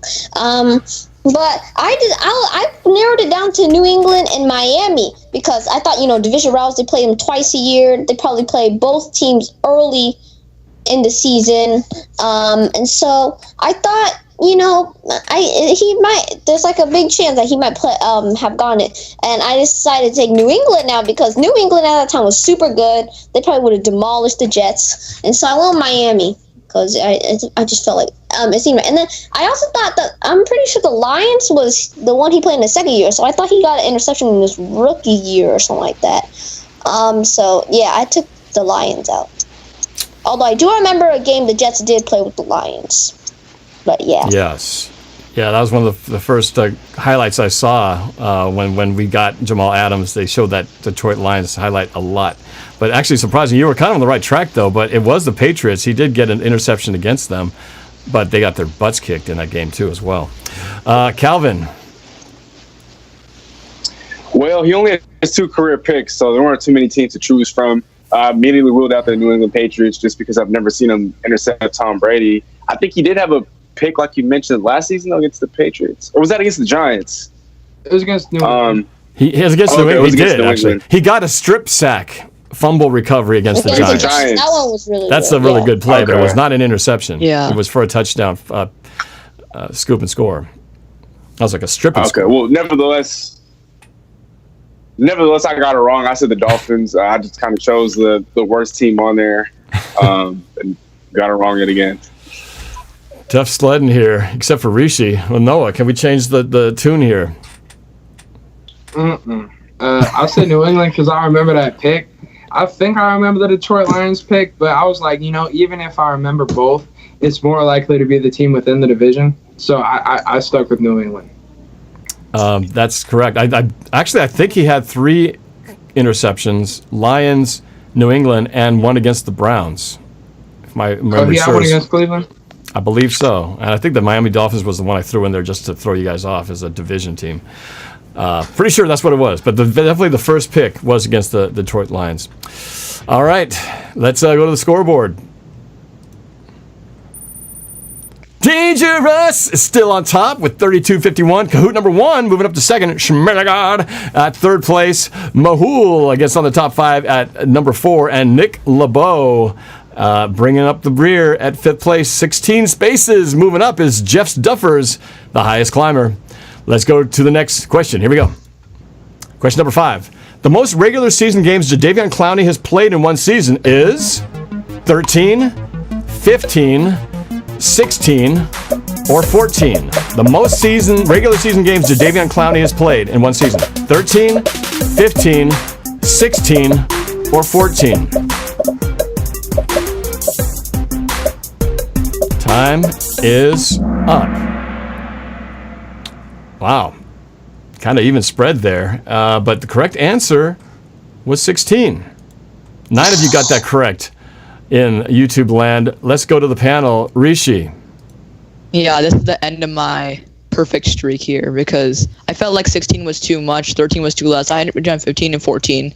I just said 14, so there it goes. All right.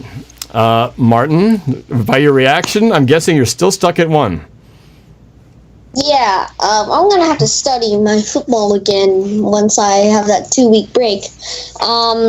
I went with 15 because it just sounded most realistic. 16, like Rishi said, seemed too much for a guy who's injury prone like him. And then 13 or whatever, 14, I think that was a little too small, whatever. And so 15 just sounded most realistic. I go 15. And yeah, I can't chat anymore because my laptop just ran out of batteries. Oh, hate when that happens. All right, Calvin, unmute that mic and tell me if you got an answer correct here. Oh, I wasn't even on mute. Yeah, I got it right. A lot of the times with Jadeveon Clowney, a lot of people are always talking about how injury prone he is, but people will never talk about, he's never played a full season. Well, he has played a full season because otherwise people would talk about that in addition to his injury woes. And I just remember reading a stat that he's only played, I think, one 16-game season in his entire career. And so that kind of came in handy. Yeah. Oh, good memory there. He did actually. I was doing the math. I was trying to see if it was regular season or total, including postseason. And there was also a postseason. If you included the postseason, it also added up to 16. So I really could have just left this. How many games has he played in one season? It would have been the same answer. Still 16. But the question is, did Noah know this? Noah. I know it was 15 or 16, but I forgot and said 15. Oh, man. So, as we stand here with the panel, getting a little rough here. Rishi's still on top with 4. Calvin is second with 2 now. Martin and Noah tied with 1 answer apiece. Let's go to the YouTube scoreboard, see how things shake out. Dangerous still on top at first. Mehul it jumps up to the second spot. Kahoot number 1 in third place. Schmelegard in solidly in fourth with Fat Soil Pig right behind his tail. Ori. Yeah, that's Ori. That's Ori. Ori. Okay, hanging in there. Dangerous has got a 5 answer streak going, and he's out the top spot on fire because of it. Let's go to the next question. Here we go. Number 6. Will Dissly caught his longest pass against which team? New Orleans Saints, Chicago Bears, Denver Broncos, or the Los Angeles Rams? Will Dissly caught his longest pass against which team? The New Orleans Saints, the Chicago Bears, the Denver Broncos, or the Los Angeles Rams? Maybe. Longest pass. God. Time is up. Oh, YouTube. Yeah, no disappoint. You got this. Denver Broncos. 19 of you guys got this correct one. I can picture the play. All right, I remember that. Just rumbling, bumbling, stumbling. Almost made it into the end zone. But let's see if these guys remember that memory as well. Rishi. Yeah, this was a no-brainer, just like the first one about Greg Olsen. I said Denver Broncos. I remember that play also. And yeah, it kind of reminds me of that play. I think it was a little bit longer than George Kittle. Like, he made that catch against the Saints this year, and it was like stiff arming and like shocking everybody. That kind of reminds me of that's like a similar play. Yeah, he was definitely breaking some tackles, and I'm watching. Oh my God, go! It was pretty awesome. Too bad it ended so soon after that. Martin. If cheating was allowed in here, I'd probably get this right. But I actually, by the time you said time's up, I was in between 2 answers: the Saints and the Broncos, and I didn't have a final answer yet. So I don't know if that counts as a half point, or I don't really know. Wow, so you're exactly split 50-50. You weren't leaning 49-51 to one side or the other? No, I was 50-50. I'm like, wasn't there like that one catch he had against the Saints? I remember that Broncos one, and I'm like, I don't know which one to choose. So, well, I'm gonna give the discretion to you. I mean, you're doing a very stand-up thing here to actually be so honest to even give us your inside mindset that you didn't choose an answer before the buzzer. Are you going to just take the no here, that you're going to say you did not get the correct answer? As long as it's a half point, I'll be okay. Just give me the half point. Oh, so you want a half point? Sure. We've never done this in the history of Kahoot. In a controversial move, I'm going to allow, because of your honesty, I'm going to give you the half point. We'll find out if this has a bearing later on in the game. But let's go to Calvin. Do you remember this play? I actually do. It was in his rookie season. I think it was either week 1 or week 3 or week 2. Yeah, week 1. One of the weeks.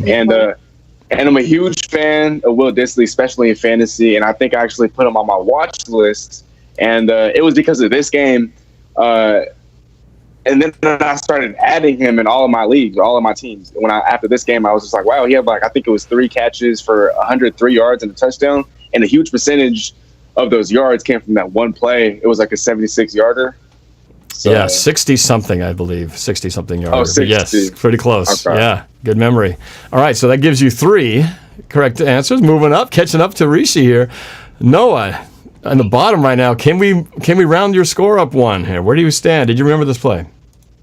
I know it was between the 4 answers, and can I get a 4th of a point? Is that a thing?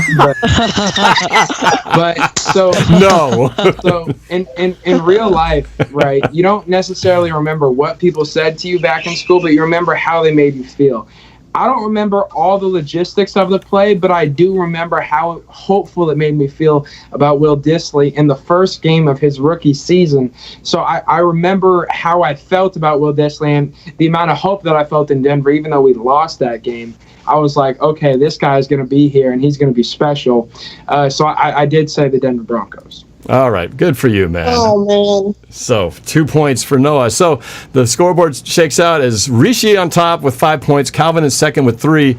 Noah moves up to third with 2 points, and Martin in the basement with 1.5 historic points. Let's go to the YouTube scoreboard. Uh-oh, changes in the wind here. Mehul moves up to the number 1 spot. Dangerous drops to second. Kahoot number 1 hangs in third. Fat Soil Pig moving up to number 4. And Schmiragod drops to number 5. Quentin D, Anthony D's brother, moving up 13 places, trying to get on the board. Come on, Quentin, let's do this. Next question. Number 7. Antonio Brown scored his career high of 3 touchdowns in a game against which team? Was it the Washington Redskins, formerly known as, or the Denver Broncos, the Oakland Raiders, or the Indianapolis Colts, where Antonio Brown scored 3 touchdowns in a game against which team? The Redskins, the Broncos, the Raiders, or the Colts? Redskins, Broncos, Raiders, Colts. Time is up. Well, a lot of you picked the Raiders and YouTube, but correct answer is Indianapolis Colts. 12. Correct of you got that one. And YouTube, let's go to the panel. Rishi. I said Washington Redskins. I didn't know this one. Just guessed. Oh, man. Rishi hitting a little cold stretch here. The man is human. Human error-making machine. If it bleeds, we can kill it. All right. That's a quote from Predator, if you guys didn't know. Okay, Martin. Where you stand, your reaction tells me everything. Finally got something right. I remember this one for sure. So before you even said the answers, I had Indianapolis Colts in my head, right? And I remember he went off that game. But the thing I remember the most from there is that one time when he made a punt return touchdown. I'm pretty sure this is the one. He made a punt return touchdown, and he went and went into the air, jumped into the air, and hugged. Yes, that was it. He got penalized. And the lady in the back, was like, ugh. So yeah, I miss those Antonio Brown days. He was just a superstar. So good. But yes, you're right. That was when he embraced the goalpost. Crazy celebration. You're right. Calvin. I wasn't sure, and so I was trying to break it down, and I eliminated the Redskins because if Antonio Brown's going to have, I feel like 3 touchdowns against a team, it would most likely be in a shootout type of setting. And so the Redskins have been pretty bad for a while, so I ruled them out.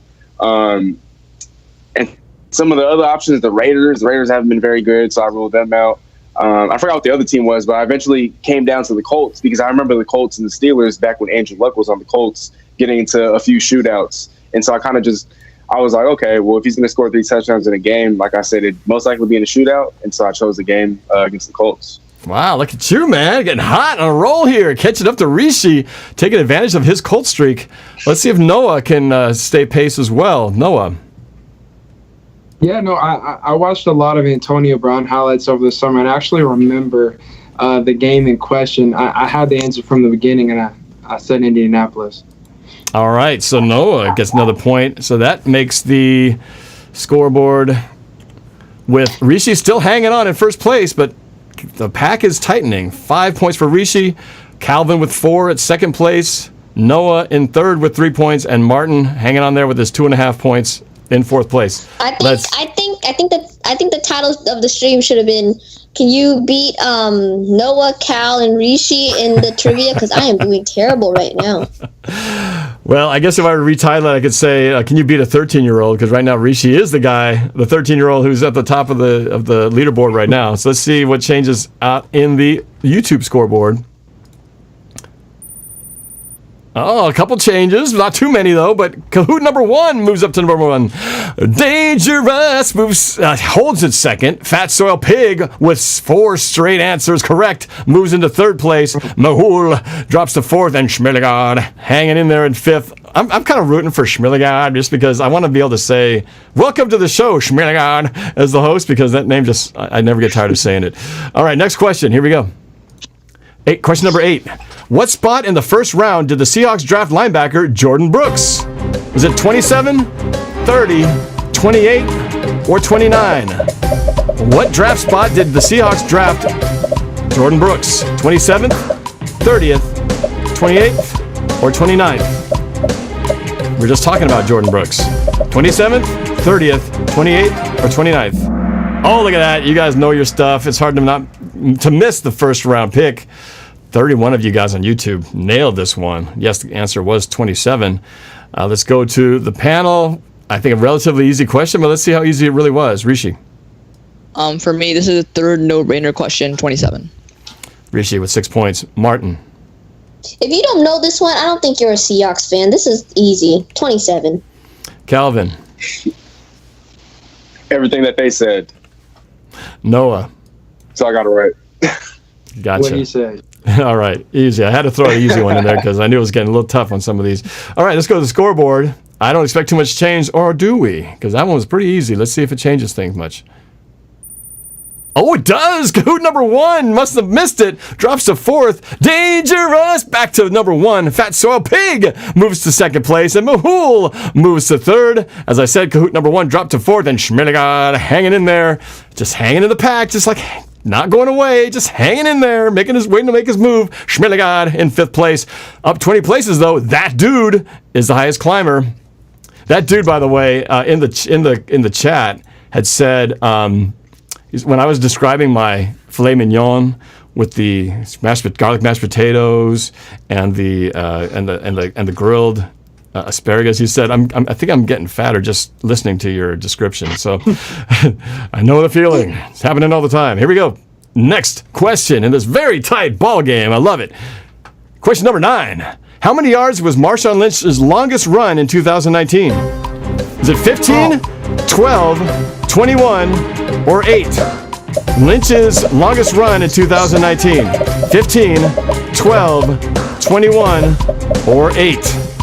Beast Mode's longest run with the Seahawks last year. 15, 12, 21, or 8? Oh, not by much, but YouTube got this one correct. 15 was the longest run of Beast Mode's season last year. Let's see how well this goes with the panel. Rishi. I thought 21 was too much. I thought that like 8 was too less, so I centered it down between 15 and 12, and I said 15.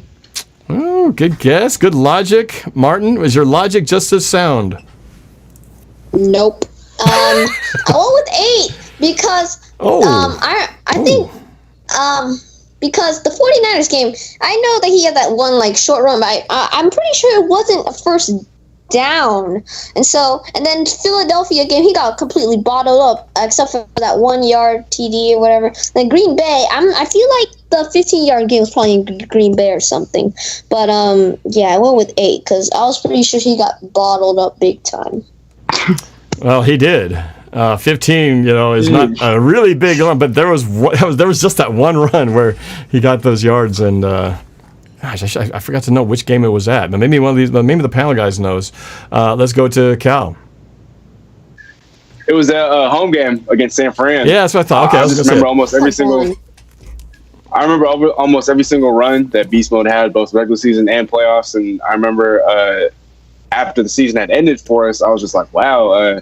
Looking back at all the games, his longest run was only 15 yards. And so it was something I kind of just remembered. So you got that one. That brings your total to 6 points. I remember that now. We're talking about it. We were going left to right on the TV screen, if I recall. We were running that direction. And Beast Mode getting that run. It was a special night. One of the special highlights of the evening. Noah, was this as crystal clear in your memory as well? Yeah, no, this is one of the stats that I remembered. And specifically, the video I was making when I looked up this stat was Russell Wilson versus Aaron Rodgers, and I was comparing Beast Mode's rushing stats for the season and that Packers game. And I remember the longest run he had on the year was 15. All right, so for the panel, that the places stay the same. Rishi with 7 in first place, Calvin with 6 in second, Noah with 5 in third, and Martin bringing up the rear with 3.5 points. Let's go to the YouTube scoreboard. Here we go. Uh-oh, it changes again. Look at that. Fat Soil Pig. Ori moves up to the first spot, just climbing ever so steadily. Dangerous drops to second. Mehul in third. Merked Seacrip gets into the top 5 again at fourth place. And Kahoot number 1 In fifth spot, Fat Soil Pig has 6 straight answers, and I'm sad to see that Schmielegard is out of the top 5. I hope he's back in one of these following questions. Let's see what happens. We're getting into the final stretch here. Here we go. Question number 10, true or false? Worth double. Former Seahawk George Fant was targeted 2 times by Russell Wilson. True or false? Former Seahawk George Fant was targeted twice by Russell Wilson. True or false? This could be a super easy question, or it could be a really super tricky question. I'm not going to say. Oh, it's not that tricky. You guys got this. YouTube, 32 of you guys got the easy question. Yes, he was targeted 2 times. Hard to forget. So many, a very few number of past attempts. Rishi, tell me this was a no-brainer. I should thought this one out more. I know he was targeted once, and I think it was in the Vikings game this year. Yep. I think it was in like a Thursday night game. I know that. I'm pretty sure it was against the Vikings this year. I know he got 1 reception there, and I felt like he had another reception somewhere else. I feel like I remember that, so I said true. Okay, your logic's pretty good. He did have a second attempt, but it was not completed. It was a diving pass in the far right corner of the end zone. It came down with it, but his feet were out of bounds, unfortunately. Would have been an amazing highlight to last him his whole life, because he'll probably never get that opportunity again. Martin? Uh-oh. Martin, you're frozen! No! Martin is frozen, and he's gone. Wait, he's coming back. Am I back? Hello? You're back. Well, I can hear you. Can't see you, though. Hello? There he is. There you go. Oh, whew, we thought we lost you. Bad internet, unfortunately. Yeah, I know what you feel. I know the feeling. So, did you know this answer? What was the answer? What was the answer, though? What was the answer? Oh, you didn't hear the answer. It was true. Oh, darn. I went false because I thought, like, not as many, but I thought it was like just 3 or 4 targets or something. I'm not doing well today. Oh, man. Well, I know you'd remember the one because that was the game you and I watched together. That was that Vikings game. Really? Wasn't it? That's the game we went to. I thought that was 2018. The 9-yard catch. Or am I thinking of the wrong year? Maybe that's the wrong year. I kind of just guessed, but I got it right. He's not just our 6th offensive lineman, just because he's very versatile. He could play some tight end, and that's the reason why we sometimes allow him to roll out in some of these packages. And although I didn't know it, I guessed and I got it right. All right. Well, I expect some psychology. Well, actually, no. Noah might just know this. But I know you don't like true-false questions, but this might have been one of the easier true-false questions. Am I right? No. Yeah, I remember in training camp, because I was watching all the training camps live last year, and they were talking about how George Fant might be a dual threat guy. Like, he could catch some passes. How many, like, what the plus-minus I think they used when asking about it was 2. And then after the season, I remember looking back and listening to the same guys, and they were like, yeah, he only had 2. Like, it was kind of lame. So I wasn't 100% that it was 2, but I was 90%. And if you would have made me pick a number, I would have said 2 out of nowhere, so I said true. All right. Okay, so we've got Rishi still on top with 8 points. Calvin in second with 7. Noah at third with 6. And Martin having a rough day. The encyclopedia got a few torn pages in it. 3.5 points in fourth place. Let's go to the YouTube scoreboard. Oops, where'd my little Kahoot screen go? Oh, there it is. Okay, the scoreboard. Fat Soil Pig still at number 1. Dangerous is second. Actually, nothing changed. Mehul in third. Merc C. Crib in fourth. And Kahoot number 1 in fifth. Nothing changed. I should note that Fat Soil Pig Ori is at 79.87. And the rest of the group is all within like 300 points of each other. Second place is 66.95. And Kahoot number 1 in fifth is at 63.43. So only a mere 600 plus points separate second to fifth. Wow. All right, wow. 11 places, not Rohan, is the highest climber. Trying to break into that little pack group in there. But let's get to the next question. Every question doubled here from this point on. Here we go. Question number 11. Double points. Which player has never appeared in a NorbCam show open? KJ Wright, John Ursua, Tyler Lockett, or Cliff Averill? Which player has not appeared in that little musical open that I do to open my shows? KJ Wright, John Ursua, Tyler Lockett, Cliff Averill. Who has never appeared in a NorbCam open? KJ, Ursua, Lockett, or Averill? Oh, look at that. YouTube. I'm proud of you guys. I'm so proud of you guys. You got this one right. Yes, the answer is KJ Wright. The funny thing is, I would have thought I would have had opportunities to have him on here because my daughter played on the same volleyball team with KJ 2 seasons ago. And a couple times he was hanging out in the gym, but never got the opportunity to get him to You missed do your it on chance. camera. I didn't want to bug him. You know, the thing is, sometimes they're just there to watch their kid. You don't want to like, KJ, can you go do a video for me? So I didn't take it, and I missed the opportunity. Oh, well, that's how it goes. Let's go to our panel here. Rishi.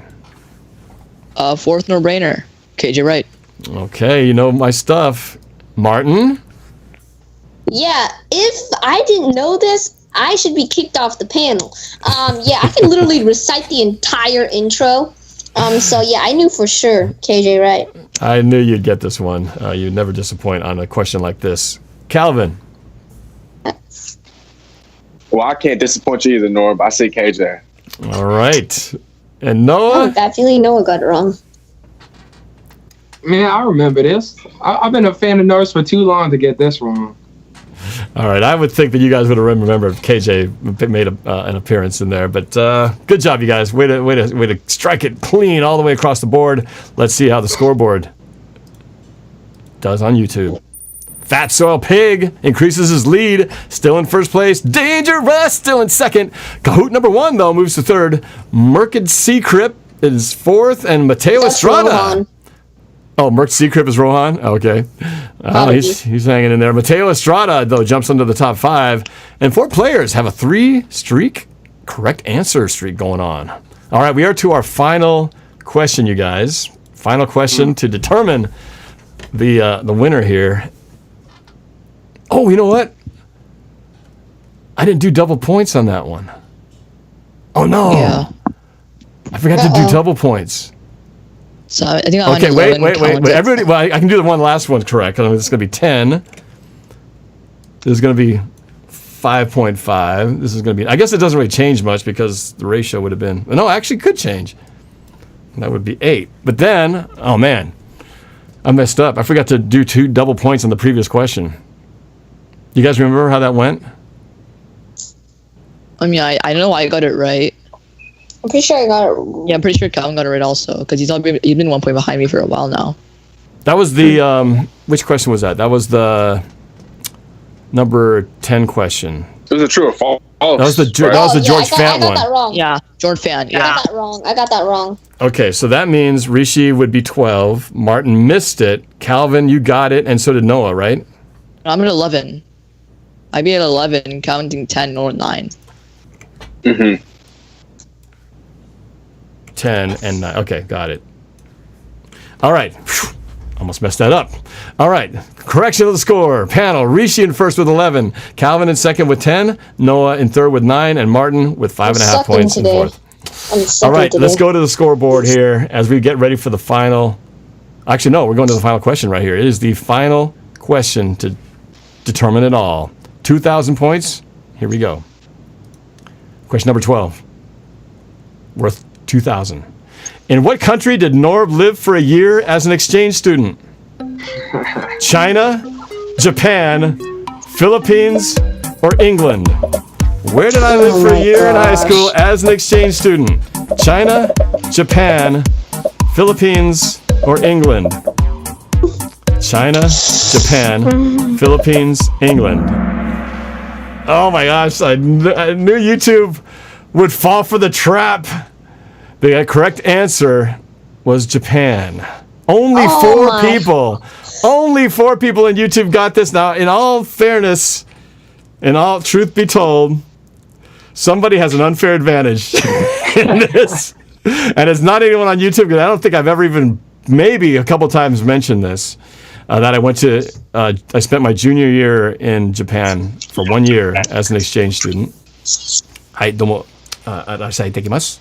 Arigatou gozaimasu. Noah has the advantage because during our conversation, during his long stint, then you were here for like 5 hours at my place. We were talking about stuff, and I talked about going to Japan as an exchange student, and you said, you need to put that on a trivia someday. I said, that's a good idea. Well, today became the day. So, Noah, you just got a bonus question. And, of course, you might screw it up, and I'd really be disappointed in you. But let's find out here. Let's go to this final, possibly decisive answer that could change it all. Rishi. This is a no-point question, obviously. So, and I know you're from the Philippines, so I eliminated that because you always treat people like that. As you can see, like 20 people answered Philippines. So I had it between England, China, and Japan. It probably wouldn't have been England, so I eliminated that. So between China and Japan, and I just took a wild guess here, and I said Japan. Oh my gosh, Rishi gets it again! Without having to go through the rest, Rishi has already solidified his spot as another back-to-back winner, winning it in the online contest and winning it here in person with the panel. That is unbelievable. Congratulations, man. You nailed it. Your logic is so sound, the way you break things down, man. It's impressive. Well, let's get through the rest of it. We got to do it anyway. So, Martin, did you know this? I gotta go very soon. But yeah, I went with Japan. I need Rishi as a logic tutor for me. But yeah, that's pretty much it. I'm out because I have to go to piano. Okay, all right, man. Minutes. Thanks, Martin. But thanks for having me, Norb. If you guys want to check out my channel, I'm probably gonna go on a 2-week hiatus or so. But you want to check out my channels down in the description. Check out everybody else's channel. Subscribe to Cal, Noah, Rishi, and of course Norb. But yeah, I'm pretty much out. Thanks for having me, Norb. See you guys. All right. Thank you, Martin. We will see you later. I'm glad you can make the show. All right, let's go to Calvin. Calvin, I don't know if we ever talked about this, but it's an important question right here because Noah's hanging in there with a 1 point. You've got a 1 point lead on him with a 2 point question to decide the ending here, and I think you have a pretty good idea that Noah's got this. So the question is, did Calvin ensure his lead here at a solid second place finish? Yes or no? Did you get the right country guessed? Norb. So, watashi wa Domingo desu. Doze yoroshiku onegaishimasu. I said Japan. I said Japan. No well, actually, way. real quick, for those of you who didn't understand what I said my name is Calvin. Nice to meet you. I took Japanese for 3 years in high school, but that's not what helped me answer this question correctly. Actually, the other day, when we were setting up the Boelt on Skype, I had left my phone off to the side and I was actually taking a nap. But before I took my nap, I heard you guys talking about Japan, and someone brought up, or I think it was Noah, he was like, oh, that'd be a pretty good trivia question. And then Norb, you were like, oh yeah, that'd be something to use in future trivia. And so as soon as you asked the question, I was like, oh, okay, I have an advantage as well, but one that they don't know of. And so I kind of just kept it low key, acting like I didn't know anything. But now this whole time, I heard what was going on behind the scenes. Oh, and I didn't realize we said that publicly. I thought that was something we said behind the scenes. So you actually heard that?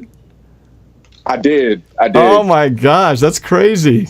Well, that's a double whammy, like shock ending. Not only did you hear the little hidden clue that I only thought Noah knew, but then you bust out with some Japanese, some Nihongo, just going on. That's awesome, man. That blew my mind. That was impressive. I took Japanese for 3 years in high school, so. Yeah, good on you, man. You shocked me today, man. You're impressive today. Look at that. Only one. You're solidly in second with only 1 point behind the winner, Rishi. That was a very good job. So, well, Noah, I thought this little softball toss was going to get you the win, but Calvin outwitted us here, or outwitted me, whatever. He busted out with his A game today. Noah, I assume you know this one. Yeah, and I don't remember there being a Skype call going on either, man. I think Cal might have you wired. He got you tapped. He got you. Remember when I told you I was going to go out to eat and we were with Dylan? We were like, oh, we need to set up. We that was in person when this happened. No. But later on, I don't know if you recall, but I ended up joining the call and Dylan wasn't in it. And I was just like, I don't know if I still need to be on, but I left it on, and I don't know if you guys could see, but it was just my ceiling that was on camera. But the whole time I had the mic on, and it was just as I was about to take a nap. I had my phone aside from my bed, and I think it was just between you guys. But then I accidentally joined because I thought that it was the Boelt that we were still trying to set up and everything. But no, I guess in a way I was eavesdropping, but I was a part of the call. Bro, I believe you, bro. I really thought that we had that conversation in person when we were. So did I. It's funny if you were to put me on a witness stand and say, raise your right hand, put your hand on the book, and do you swear to tell the whole truth, nothing but the truth? And the lawyer said, Mr. NorbCam, on the day that Noah Boelter came to your house, did you or did you not have a private conversation about you going to Japan as an exchange student? Yes or no? I would say, yes, Your Honor. It was a private conversation. Only Noah Boelter would have known about it. I would have sworn by the book that that's what happened. That's why it blows my mind that you remember hearing it, because I swear we didn't talk about that over the air or on the Skype. Because I remember when you said it, I looked at you like, oh, wait, that could be a difference maker. I remember looking at you like that. That's crazy. But hey, man, you got it. I guess we brought you it didn't up manufacture that, so that's pretty awesome. So anyway, Noah, you obviously knew it. So as it turned out, the final score in the panel, Rishi with an impressive win again at 13 points. Calvin in second with 12. Noah right behind him at 11. And Martin with a little bit of a rough day, finished with 7.5 points. Still better than my performance on trivia, that's for sure. So let's go to the final. Actually, before we go to the final result of the podium, Anthony D with a super chat shares a quick blurb about his most embarrassing moment. He says, 11th grade, and went to the bathroom. I think that's what BR means. Went to the bathroom, fell asleep on the toilet, missed my bus home, told my mom, was very frustrated and had to pick me up. So fell asleep on the toilet and missed his bus. Wow, that's man, you must have been really tired or something to fall asleep while on the toilet, or also you had a really, really, really long. Anyway, you know what I'm saying.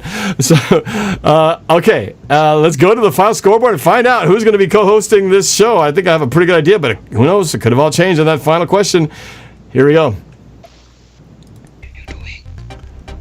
In third place, Dangerous. In third, second place, Michael Mullins. Wow, from out of nowhere. Number one is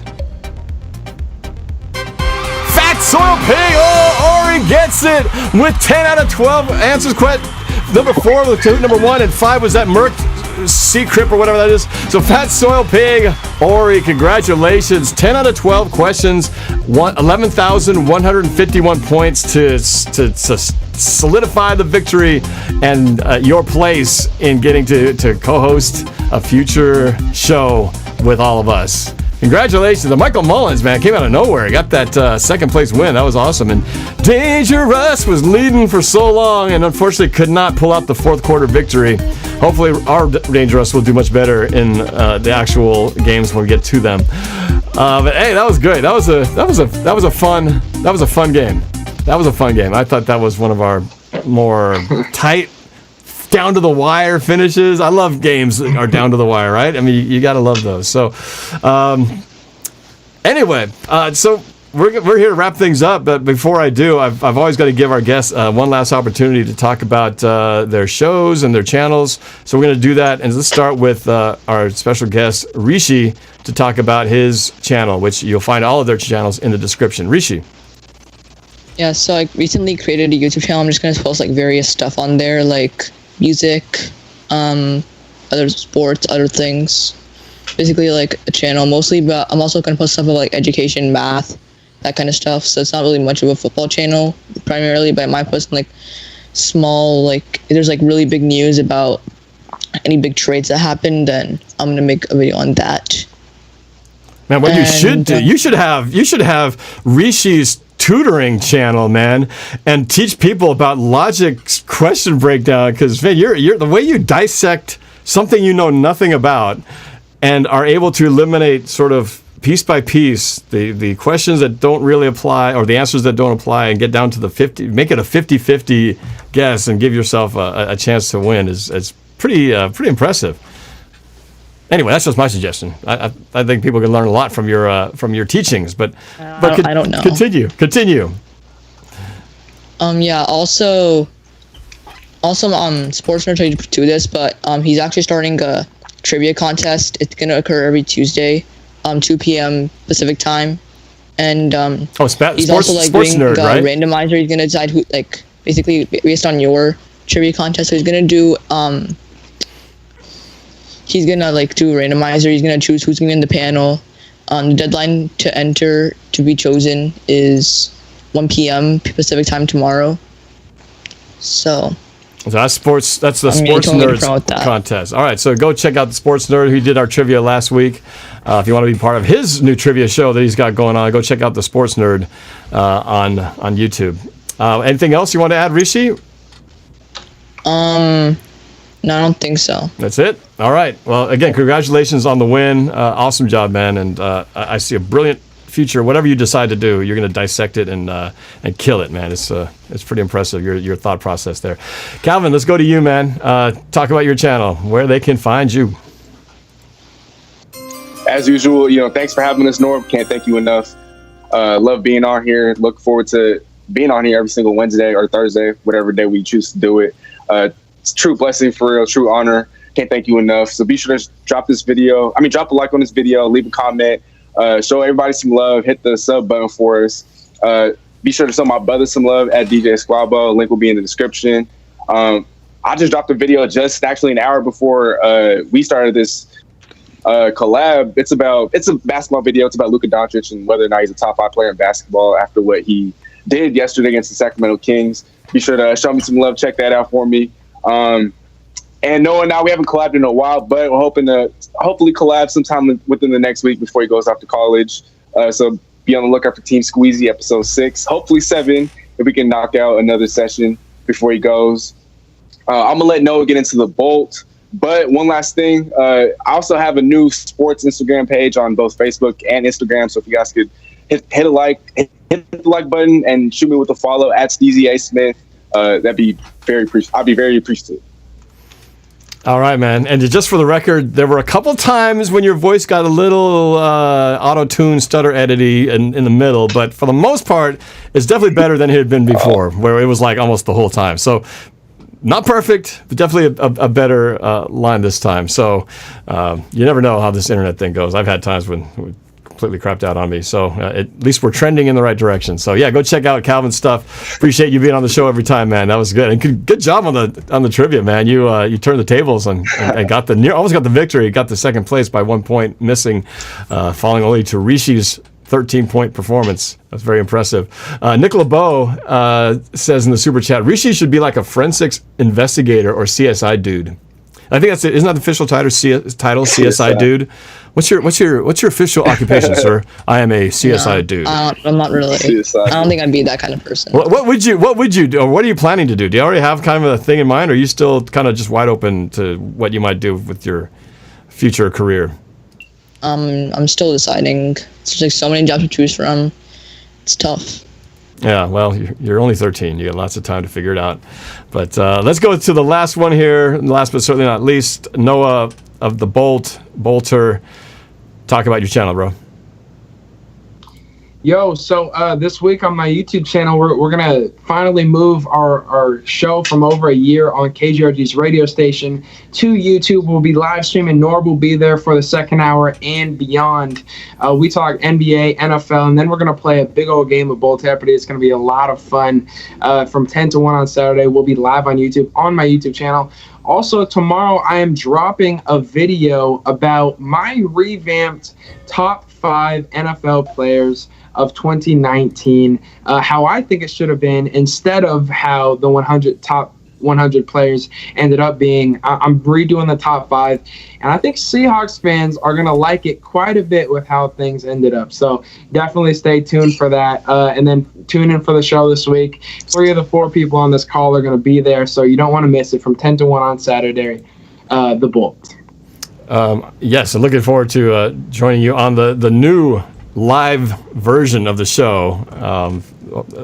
Excited to see my handiwork and see if my apprentice can pull off the miracle of a live show. It'll be fun. I'm looking forward to being on it, man. And you said your revamped top 5 Seahawks fans are going to like it, even though you had Russell Wilson going much later than the top 100, you're saying we're going to be happy with your revamped idea. So I'm assuming Christian McCaffrey is not going to be number 3 in your top 100. I guess we'll have to find out. We got to watch the video to find out. Well, Norb, I will tell you this. Don't put words in my mouth, because what I said was I think the players would put Russell Wilson at 4. Not what I would put. Okay, that's true. We were talking about what we thought the players would decide. So yeah, good point. But I do remember you admitting that you had your fantasy stuff all kind of up in your head when you picked Christian McCaffrey. So I'm not sure if that logic really applies here. But I'll give you that Christian McCaffrey is in my top 5. Oh, he is. Okay. Absolutely. All right. Well, I'm excited to see. I'm that much more intrigued to see what the list looks like. All right. So everybody, those are our guests. I want to thank the panel for being part of this and participating and doing such a great job in the trivia and discussing all the Seahawks and NFL topics that we had today. But most importantly, I want to thank you guys for watching. For everybody who contributed in the super chat, thank you for your support. For everybody who was just in the chat, chatting it up, always appreciate that as well. And for everybody who played the game. Always love you guys' participation, and of course we're going to have Ori on the show, the winner of this trivia, so congratulations again, Ori. And just to everybody watching this video, just for being here, even if you didn't play and just wanted to see what was going on, we all greatly appreciate it. So please do that thing where you hit that like button and hit that subscribe button. Please do that for all the channels here. Hit the notification bell. It definitely does us a huge service. So we appreciate all of you guys. And that's it. Thank you so much for watching, and we'll catch you next time. Go Hawks.